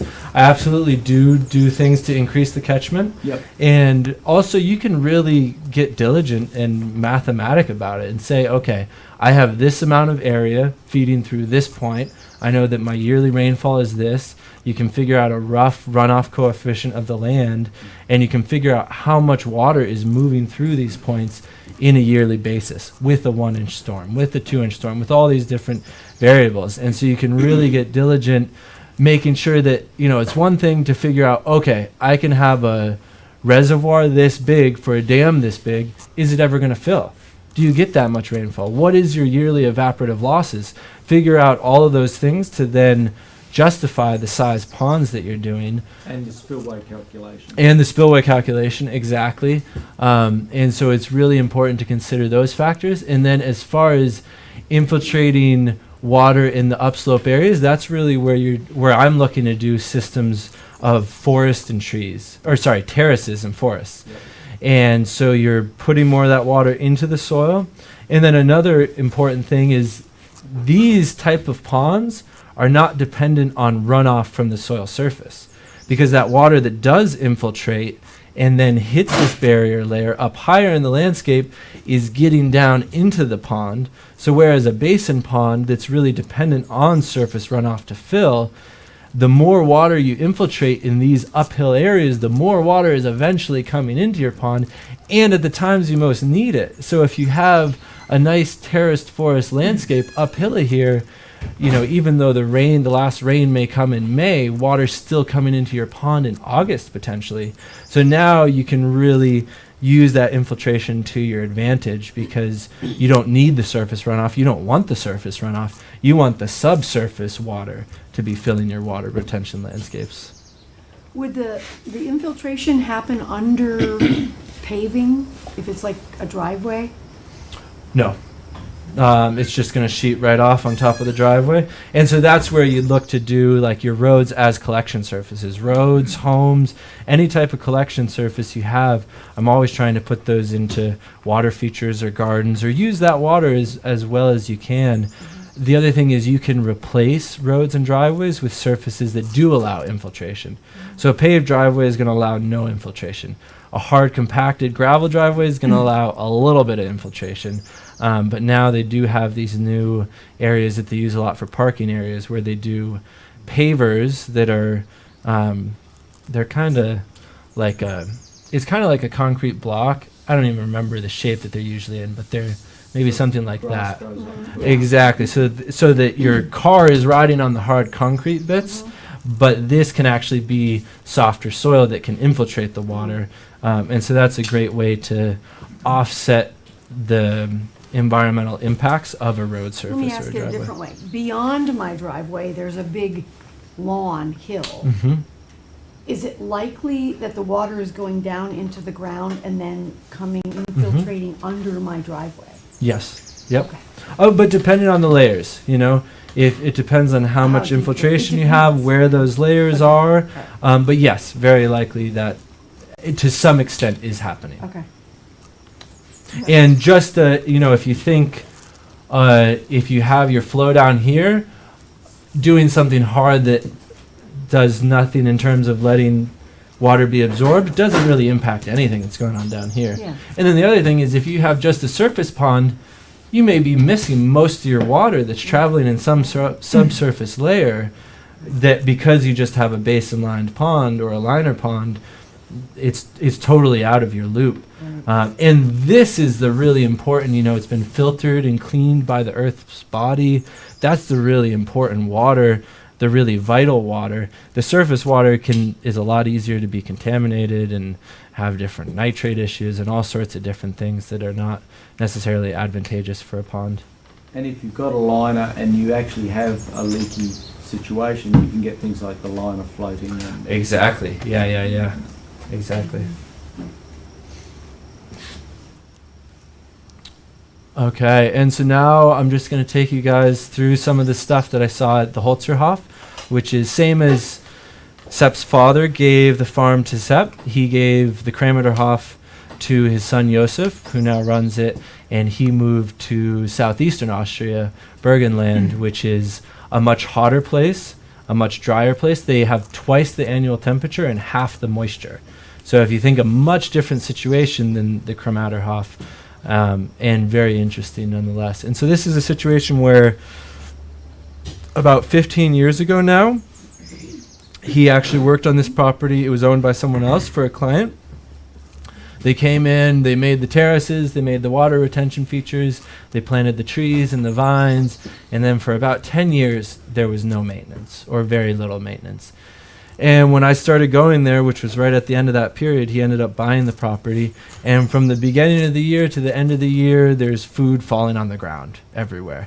And you can see all sorts of ways that it could be much better with a little bit of human care and maintenance. But it was really apparent and really impressive to me how much is possible if you just set things out in the right direction and then let the ecosystem do its thing. And so all sorts of different types of nuts and fruits and falling all over the ground all the year round from a place with almost no management. And so when you know what's possible and you know how to work with the landscape, all of these kinds of things, doors open. So this is an area where this is actually a spring terrace. And so because of the shape of the geology, Sepp actually created a spring here where he's harvesting that subsurface flow, and I can go into this later if we have time, and actually collecting it into a reservoir here that is then the drinking water for his house. And so this feature that people thought he was crazy, there's no way that's going to work, is now producing 5 liters a minute, which is enough for your household needs, some garden, not a lot of water, but taking a landscape that was producing no water that the farmer sold because he couldn't grow anything there is considered to be wasteland. But when you know what to look for and how to work with it, he's got water springing out of the ground of the very same place that someone sold because they thought it was worthless. Are they calling that a humus well? That's what, so Paul has a concept that's based off of this that's a little bit different that he calls a humus well. Paul keeps asking me questions. That's a long story that I'm not going to get into. As far as how the property ended up getting to him, I'm just going to glance over that because it's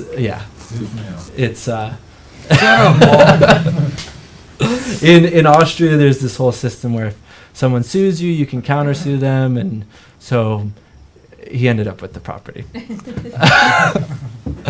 And so when you know what to do and how to do it, you can make these small little maneuvers that seem quite large at the time, but in the context of time, you're really just bringing in the machine once to do what you need to do, and then you're working with it from that point forward.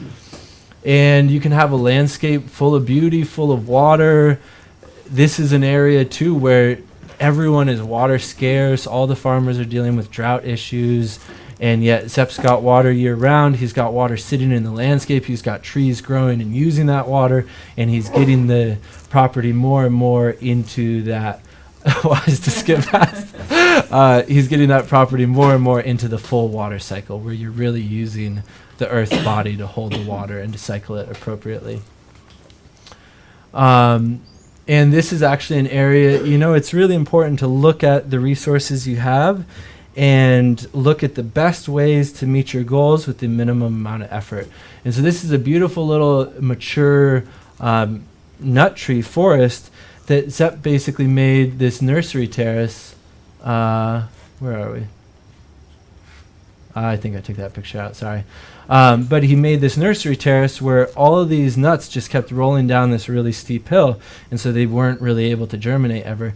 He just came through and with 1 hour with the machine created a terrace. He's done nothing else, and he has thousands of dollars of different trees just sprouting out all over there, that because he just saw this, he observed and saw that, why aren't more of these trees germinating? Oh, there's too much disturbance with the steep grades. Cut a terrace to hold a little bit more water, to hold the seeds, let them germinate. And now he has this nursery that he doesn't water, he doesn't plant, he doesn't do anything other than just dig plants out and put them in other places. So really looking at the natural resources you have and how to best leverage them to meet your goals. And you can get this landscape of just crazy productivity. These are grapes growing all over the trees because they've just gone wild. Now harvesting is a big challenge here, but there are so many grapes produced here. And in years where it's really bad, where other people have total crop failure, he still has a really good crop going. And so there's actually some wineries this past year, they had basically a total crop loss, and they ended up harvesting Ceps grapes to be able to still produce wine, to be able to keep up their brand, because his ecosystem is so resilient that even in the dry years where it means a total loss for someone else, he still has food growing out of his ears, basically. And you get this really beautiful, productive landscape that's also very valuable. When you look at the long-term value of these landscapes, it's not as quick to harvest as a pine monoculture, but it's a lot more valuable over its lifetime. You know, all of these woods, chestnuts are really valuable wood, pears are really valuable wood, apples are really valuable wood. All these different crops that are more long-lived are also a really valuable timber when you get to that point. And you're also getting the yields off of them in the time in between. So you plant a walnut tree, it's producing nuts. Maybe you're eventually turning those nuts into pig. And then you're eventually still harvesting that walnut tree that's fetching a price 10 times what a pine would be. But because it's broken out over a longer time scale and over different yields through time, it's harder for people to value. So, because black walnuts with the thujone, is there a way to mitigate the thujone? You know, I think way too much of a deal is made out of allelopathic plants. I think sometimes their net benefit is more than their net drawback. So I actually, you know, sunflowers are allelopathic. Jerusalem artichokes allelopathic. I think that's one of the things where theory can cripple people. And I've seen lots of stuff growing under walnut trees. So it's, you know, I never let someone's theory about something like that prevent me from trying things. What I've observed is the drier the landscape, the more effect that allelopathic system has. Yeah. Because as you know, coming from the rainforest, you can plant a black walnut out there and everything grows underneath it. Yeah. And you're hacking back brush so you can harvest nuts, put down drop cloth so you can harvest nuts. So almost all of it depends on hydrology from what I've observed so far. Exactly. And so if you're addressing that point first, all these other things become less of a hindrance. And so you get this vital landscape that, you know, 20 feet down is full of life, where you can dig down and find roots and find earthworms and find water. You're really trying to rehydrate and re-enliven the living crust of the earth. Thomas says you need a dirty mind to have food growing out your ears. And so when you try and work against nature, when you try and trick it with monoculture, everything needs the same resource at the same time, and it's not there. It's all going for the same amount of water from the same horizon in the soil, and so you get disease, you get drought, you get stress, you get angst for the future. People start acting out against each other. You get this whole cascade of effects from this negative feedback loop. But and this is literally taking a picture one direction of the neighboring property, and then this direction of Sep's property. Oh, sorry. This and this are the two back and forth. And so you can see in the very same landscape, you can have this productive oasis that has all these different yields, different roots growing to different horizons in the soil, different plants using different nutrients, leaving different nutrients as they basically cycle them, that then get put back into the soil with the rain, and then they're also, as they're decomposing, they're fixing different nutrients, making them plant available. So it's really about diversity, not simplicity, about harmony between the different natural elements rather than just trying to focus on one. And so you can get these really productive, fruitful, amazing landscapes that not just are very lucrative from an economic sense and an ecological sense, but they're also just very enjoyable. They're beautiful places. They're full of natural beauty and all the living things around.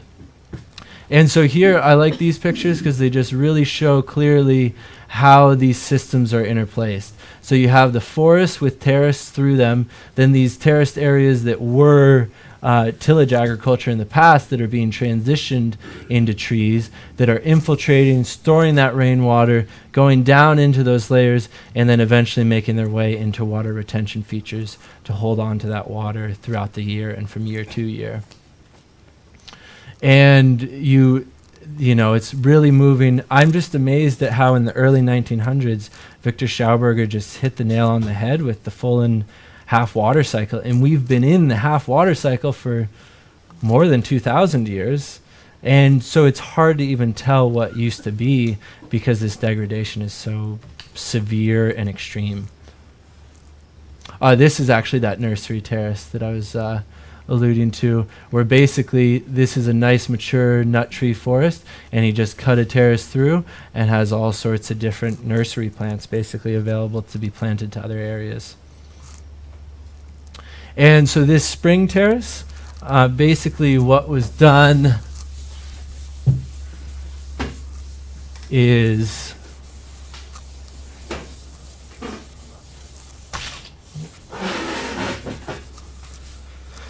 so if we're looking at an overhead contour elevation, this is something like this, a little bit shallower than that. But so there's this forest and this basin that's, you know, this watershed is feeding through this area. And he was digging around in this area doing test slices and found that deep down there was this hard barrier clay layer that the water wasn't going to be able to go through. And so in this area, he cut this big wide spring terrace, and then in the back of that terrace laid a pipe. So basically backing along here, laid a pipe where it's just down into that clay layer, and then you've got a pipe with slits on the top 2/3, but not on the bottom. So the water can infiltrate into this pipe, and then it flows along the bottom to where you want to collect it. Then this gets wrapped with washed round gravel. It's important that it's washed so it's not slowly filling with sediment.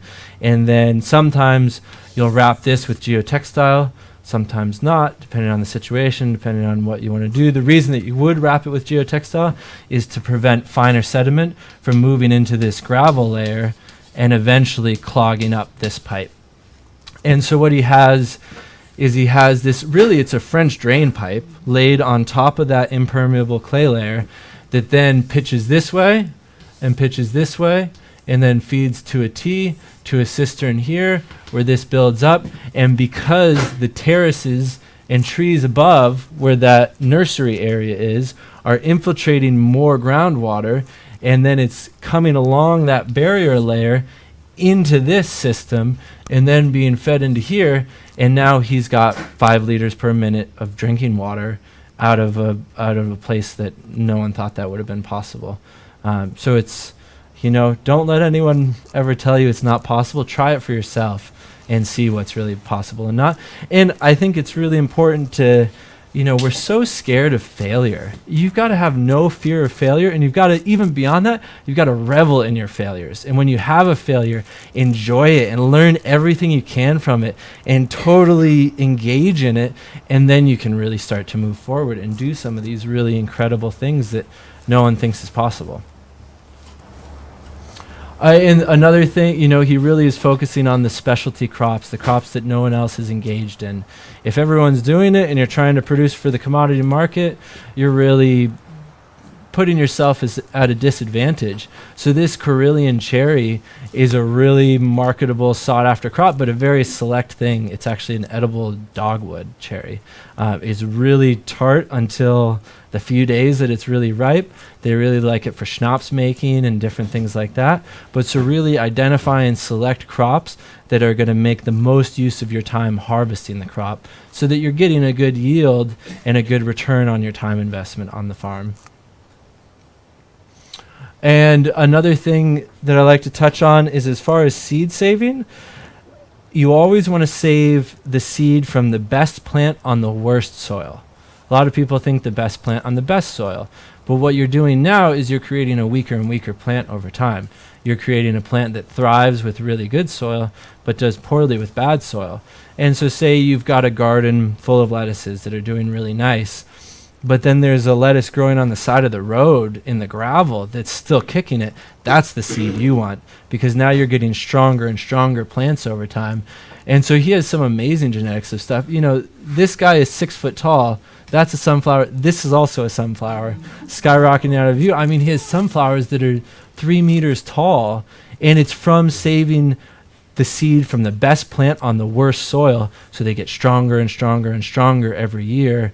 And you don't want weak plants. You want strong plants that are going to grow themselves, that are going to be self-sufficient, and the more you can do to enable that, the better your time investment is going to be on the land.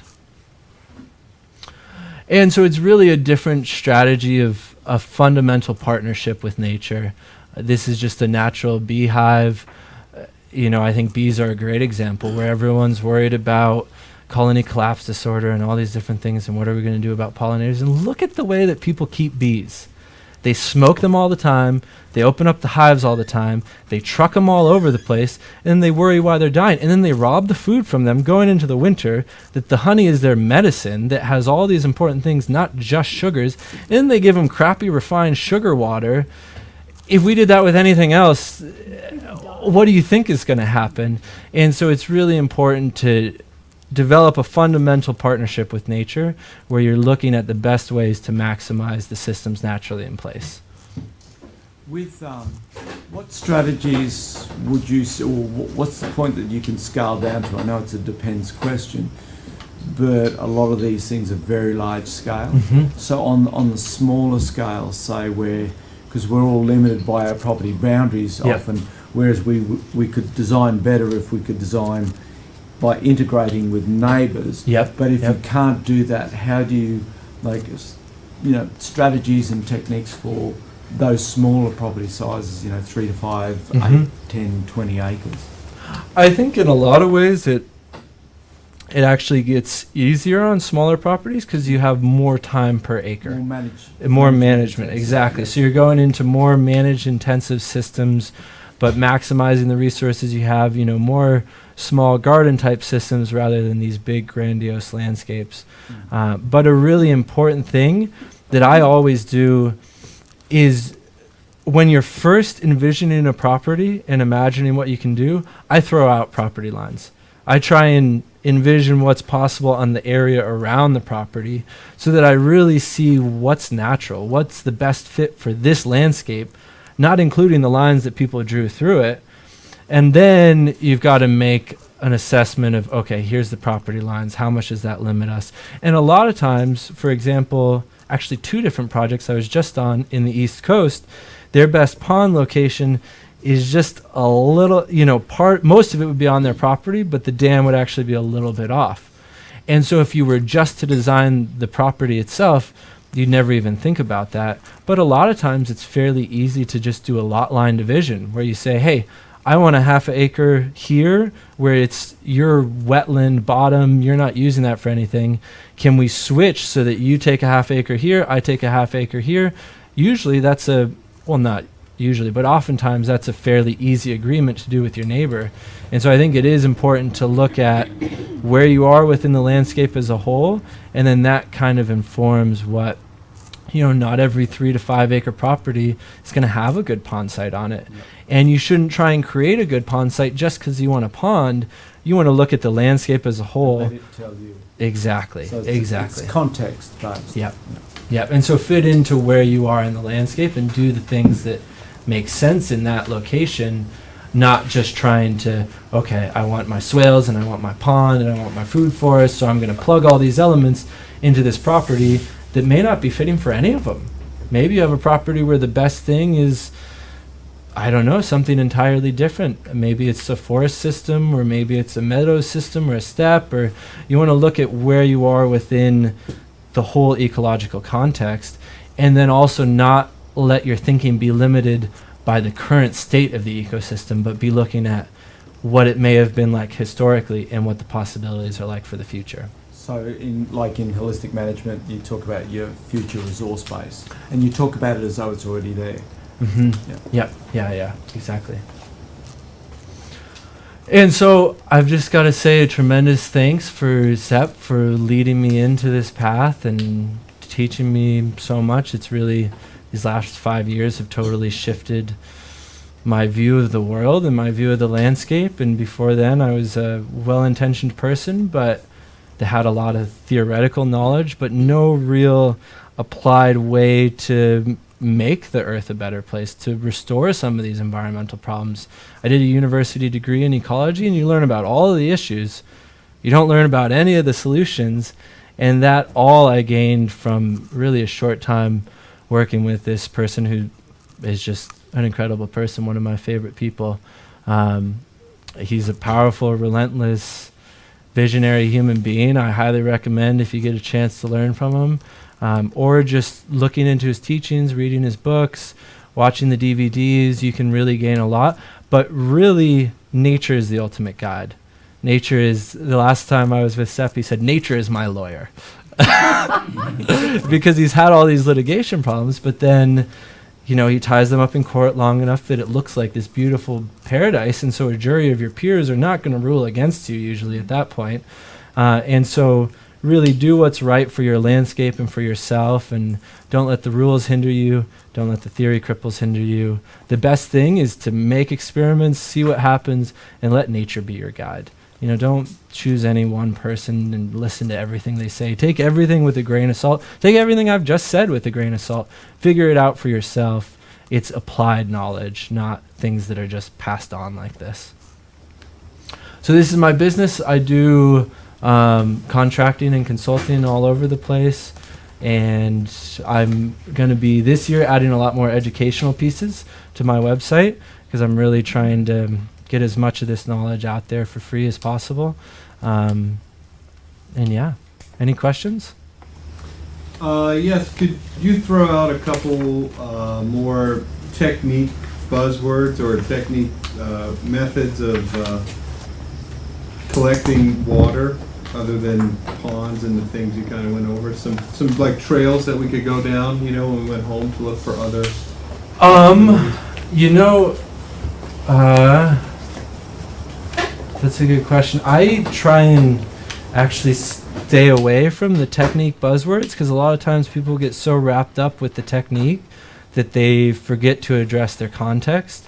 So, you know, let's just look at, for a second, rainwater catchment off of a roof. What kind of climate are you in? How much water do you get? How much are you going to be collecting? What is your storage vessel? A lot of times people say, okay, they want to do rainwater collectment.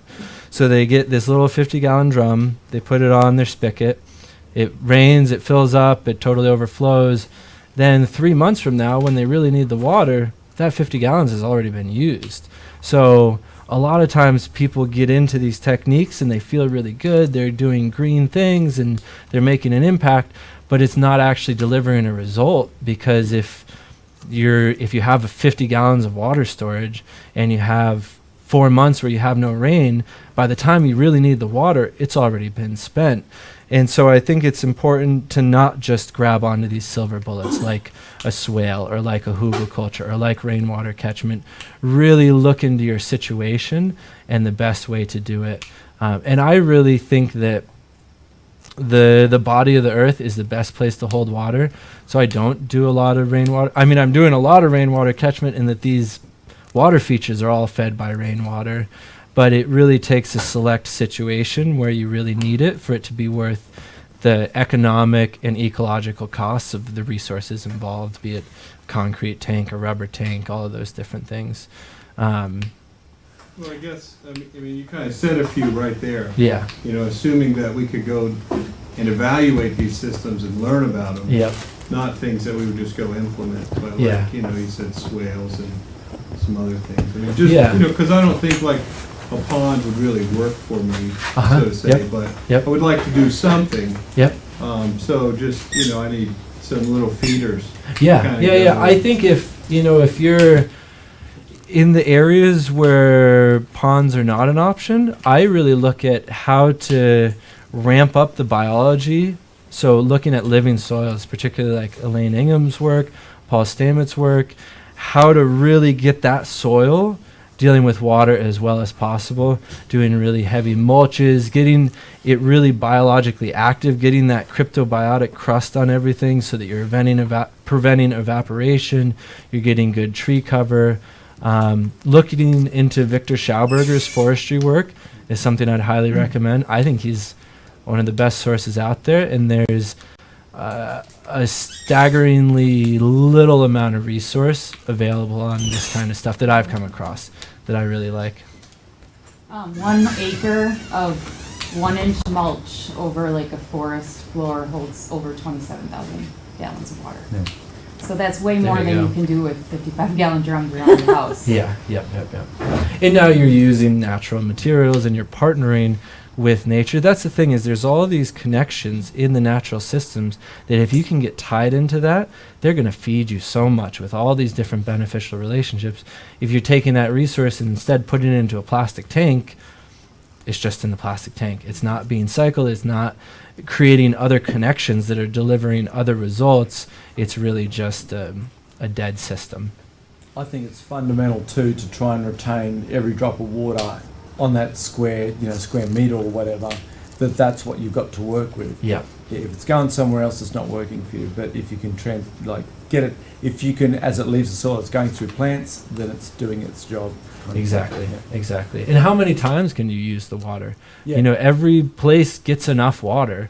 The worst deserts of the world used to be some really fertile places. It's about how many times do you use that water? How are you treating it when it first falls on the surface, and then how many times is it used before it leaves your property?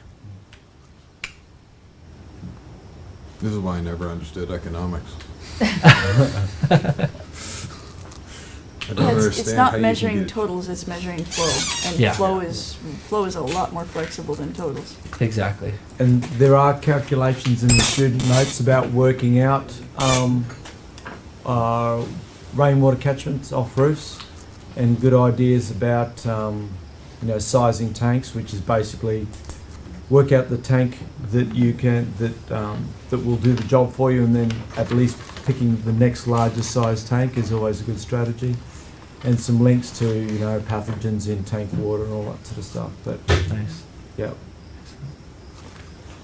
We all good? No more questions? I think we're right at lunchtime too, right? A little bit past? A little bit fast, but that doesn't matter because... I've got more stuff I can fill too. Go. Okay. We usually send them up in about 15 We want you minutes. to okay. I thought it was here going for with 12. absolutely nothing left in the tank. Sorry. Exactly. Anybody Yeah. who was waiting for coffee at break, I would assume that the new batch is ready by now. Is it okay if I bring up that sawdust pond thing we talked about, the peat bog ponds? Yeah. Okay. So, for some of you people that are in dry lands, one of the things that makes sense is to put biology in the landscape. So instead of having an open water pond, you take peat moss or something biological. We use sawdust in one place, where we just dug the pit, followed the hydrology, dug the pit, filled it full of sawdust, capped it with dirt, and let it sit there and become a subsurface bog. It's holding water in the landscape, it's infiltrating it, but the landscape's too dry to leave something exposed to the air if you can't cover it, if you can't shade it. So we put a cover crop over it, but that's our reservoir, that's our pond. Wood chips from, tree felling, would that work? In this particular instance, that worked rather well. It's like hugelkultur, really. Yeah, it's essentially hugelkultur in the bed, but ponds come in a lot of different forms. Mm-hmm. Like a lot of this stuff I couldn't do in the rainforest in Coquille.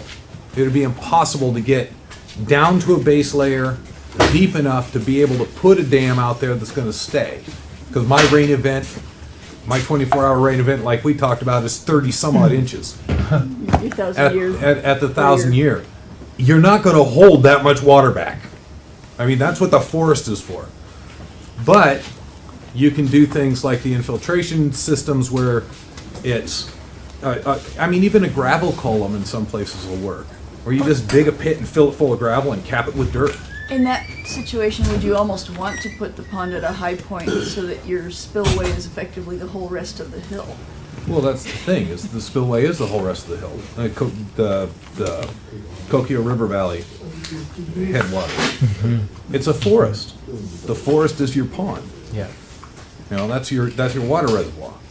And it really does depend on what's the geology that you're working with. And it's so many times, 10 meters away, I hit an entirely different geology.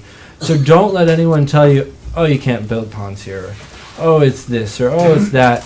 Yeah, in the one section that they tried it was, but you really want to see for yourself, because it's different solutions in all the different types of geologies. Sometimes you want to, sometimes a swale would be the worst thing you can do, because you're going to open up, say you have an area where you have all this sandy material, and then you have a nice topsoil silty loam. So you have no opportunity for water retention that's going to stay around. So really you want to keep it in this living layer as long as possible.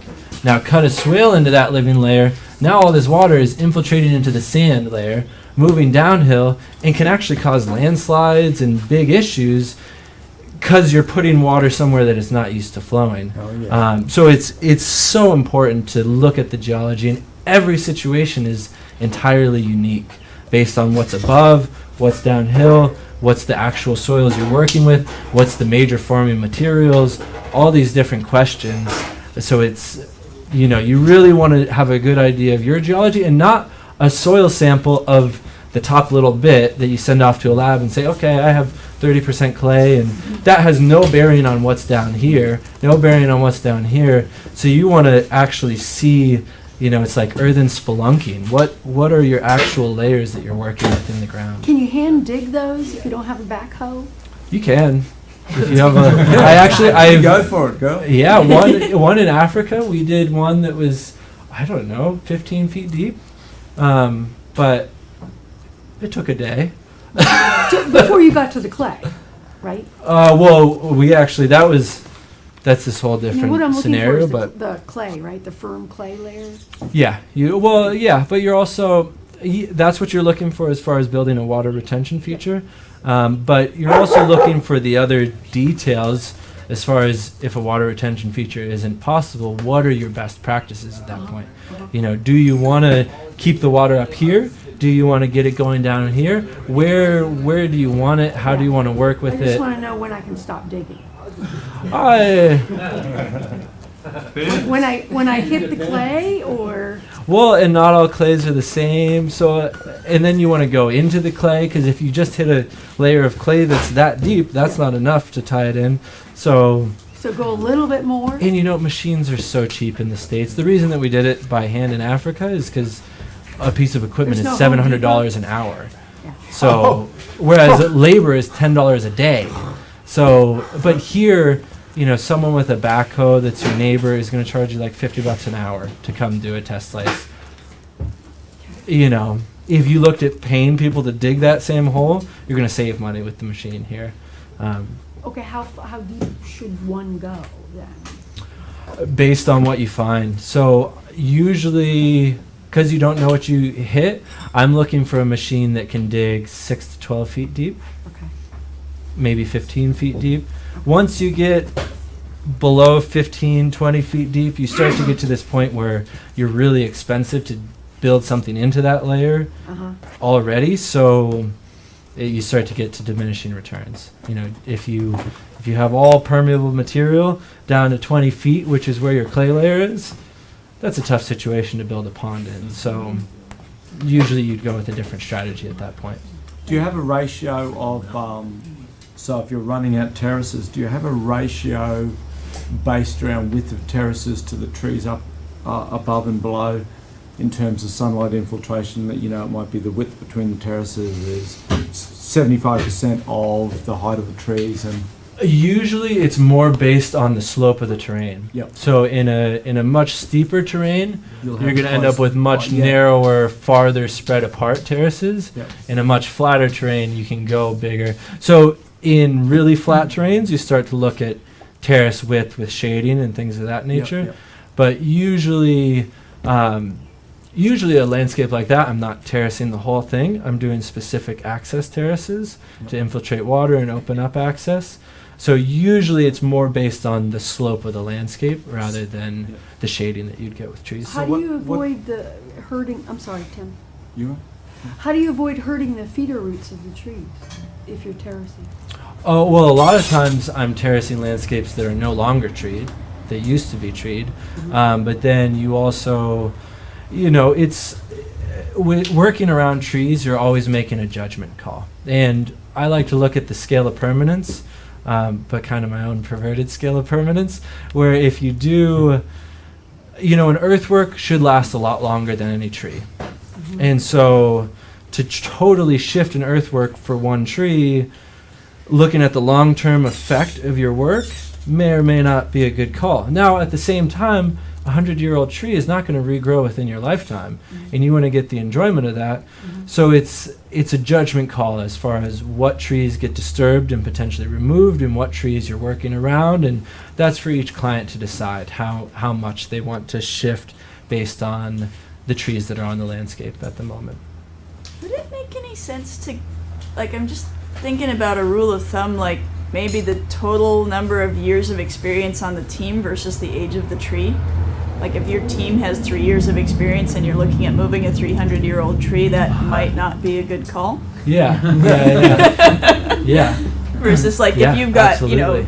4 teams that have multi-generation farmers from that area, and you've got some couple of engineers with 30 years in, and you've got the time in the landscape to be confident that you're doing something that's going to be good for the long term. Yeah.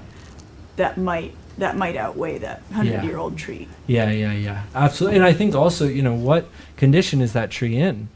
Is it dying? Is it in a good condition? Is it, a lot of times people hold on to these dying trees when really they're dying because of the poor land management all around.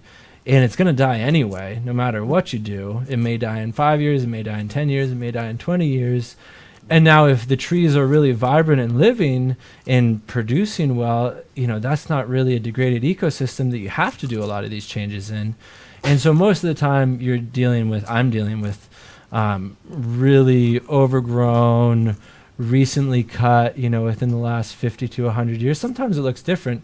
You go to Salt Spring Island, a 50-year-old tree is a 6-foot cedar. But those are just like the weeds that grow up everywhere. So again, you don't really want to totally shift what you're doing because of a few of these trees that grow like weeds there. But then, on a project in Pennsylvania I was just on, there's a 100-year-old walnut that, we're going to work around that tree because it's a nice lineage tree that his grandkids are still going to be eating off of. And it's throwing all sorts of nuts. So it really comes down to a judgment call as far as how much of the ecosystem you're disturbing and how much you're trying to work around. So what strategies in the areas that you're not terracing or doing the more intensive earthworks, what are your strategies and techniques about, and I'm assuming that the overall goal is to increase productivity and, and one of those baseline measurements is, soil organic content. But what are you doing on the areas that you're not terracing in terms of strategies and techniques to bring those areas up in productivity? Looking at the ecology that's in place and trying to get a good idea of what used to be there, and then the best ways to leverage that to meet the goals of a project. So sometimes it's replanting a lot of trees, sometimes it's heavy mulching, sometimes it's just doing a little disturbance and getting some cover crop going, sometimes it's running through a subsoiler like a keyline plow. Again, I'm looking at the different areas. So for example, I was just working on a place that's a horse farm in Pennsylvania. So they have these pastures that they don't really want to tree because they want to keep some of them as riding areas. But they have this really degraded pasture that's just been set stocking of the horses. It's super compacted. And so some of my recommendations to them were to run through a subsoiler to actually get that infiltration going down into it. And then also getting in a cover crop, and then also starting to apply some type of holistic animal management, more intense rotational grazing to increase the diversity. So it's, It's very different techniques based on, I'm always looking at the goals of the client, the natural capabilities of the landscape, and the best ways to marry those. So I'm not necessarily always doing what I would like to see from an ecological standpoint on the landscape. It has to be something that also fits within their goals and context. Otherwise, the person it's not going to deliver the enhancement in relationship that I'm really looking for. What part of Pennsylvania was that? Persicki? Yeah. Close to New York City Perkiomen? in Philadelphia. Mhm. It's like 30 miles outside of the city. Percasey, thank you. So, what about if you have mostly clay? Like, I have Mhm. Georgia red clay. I don't know if that's conducive to ponds. Oh, yeah. It's pretty gritty, yeah? I would want to know what percentage clay is it, what are the other things in it, and what is my geology as I'm going down deeper into the layers. Clay. 4 feet, it's Georgia red clay. 4 feet, Georgia red clay. Yeah, you're in a great situation. I would love Fair to. amount of grit. So you're really looking at, clay is, in my opinion, the best soil to have, but it's the easiest to be abused. So it's the most likely to be compacted or heavily waterlogged or all these different issues, but it's got the best cation exchange capacity. It's got the best water holding capacity. It's got the most potential for putting in systems like this. And if you get it going right, it's by far and away the best soil to have, in my opinion. So that, sometimes you're working with where this is just all clay. And that's where you can do a dozer pond and it actually works out. Because you don't have this fine sorting of material that you have to do. You're working with a fairly uniform sediment. But of course, with that thick layers where it's all clay, then you're not getting those infiltrations in the ponds. Yeah, absolutely. Absolutely. And you're dealing more with surface runoff, and you're going to have a lot of erosion as it's picking up the fine material in the clays. And so you need to focus more on dropping as much of that erosion in the terraces as possible before it even gets to the pond so that they're not as murky. And then also, if you're all clay, you're going to have more expansion and contraction, and so you need to be very careful with the size and the building of dams. Sometimes you actually need to mix in other material to those downhill and uphill embankments to be able to really fortify it and have it be something that's going to be strong and not start creeping on you or things of that nature. Like, what other material are you Yeah, rock, gravel, sand.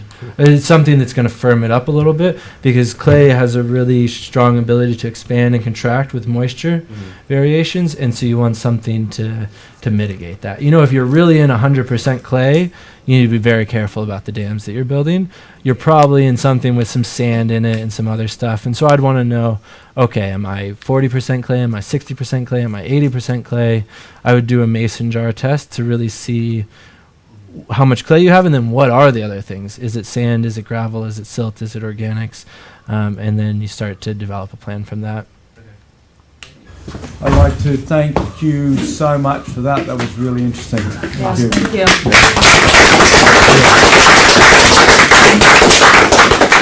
And again, Zach, thank you for articulating what it takes me 1,000 years words to say. It takes you 5. One of these days. For more information about watershed management and ecosystem restoration, visit us at elementalecosystems.com.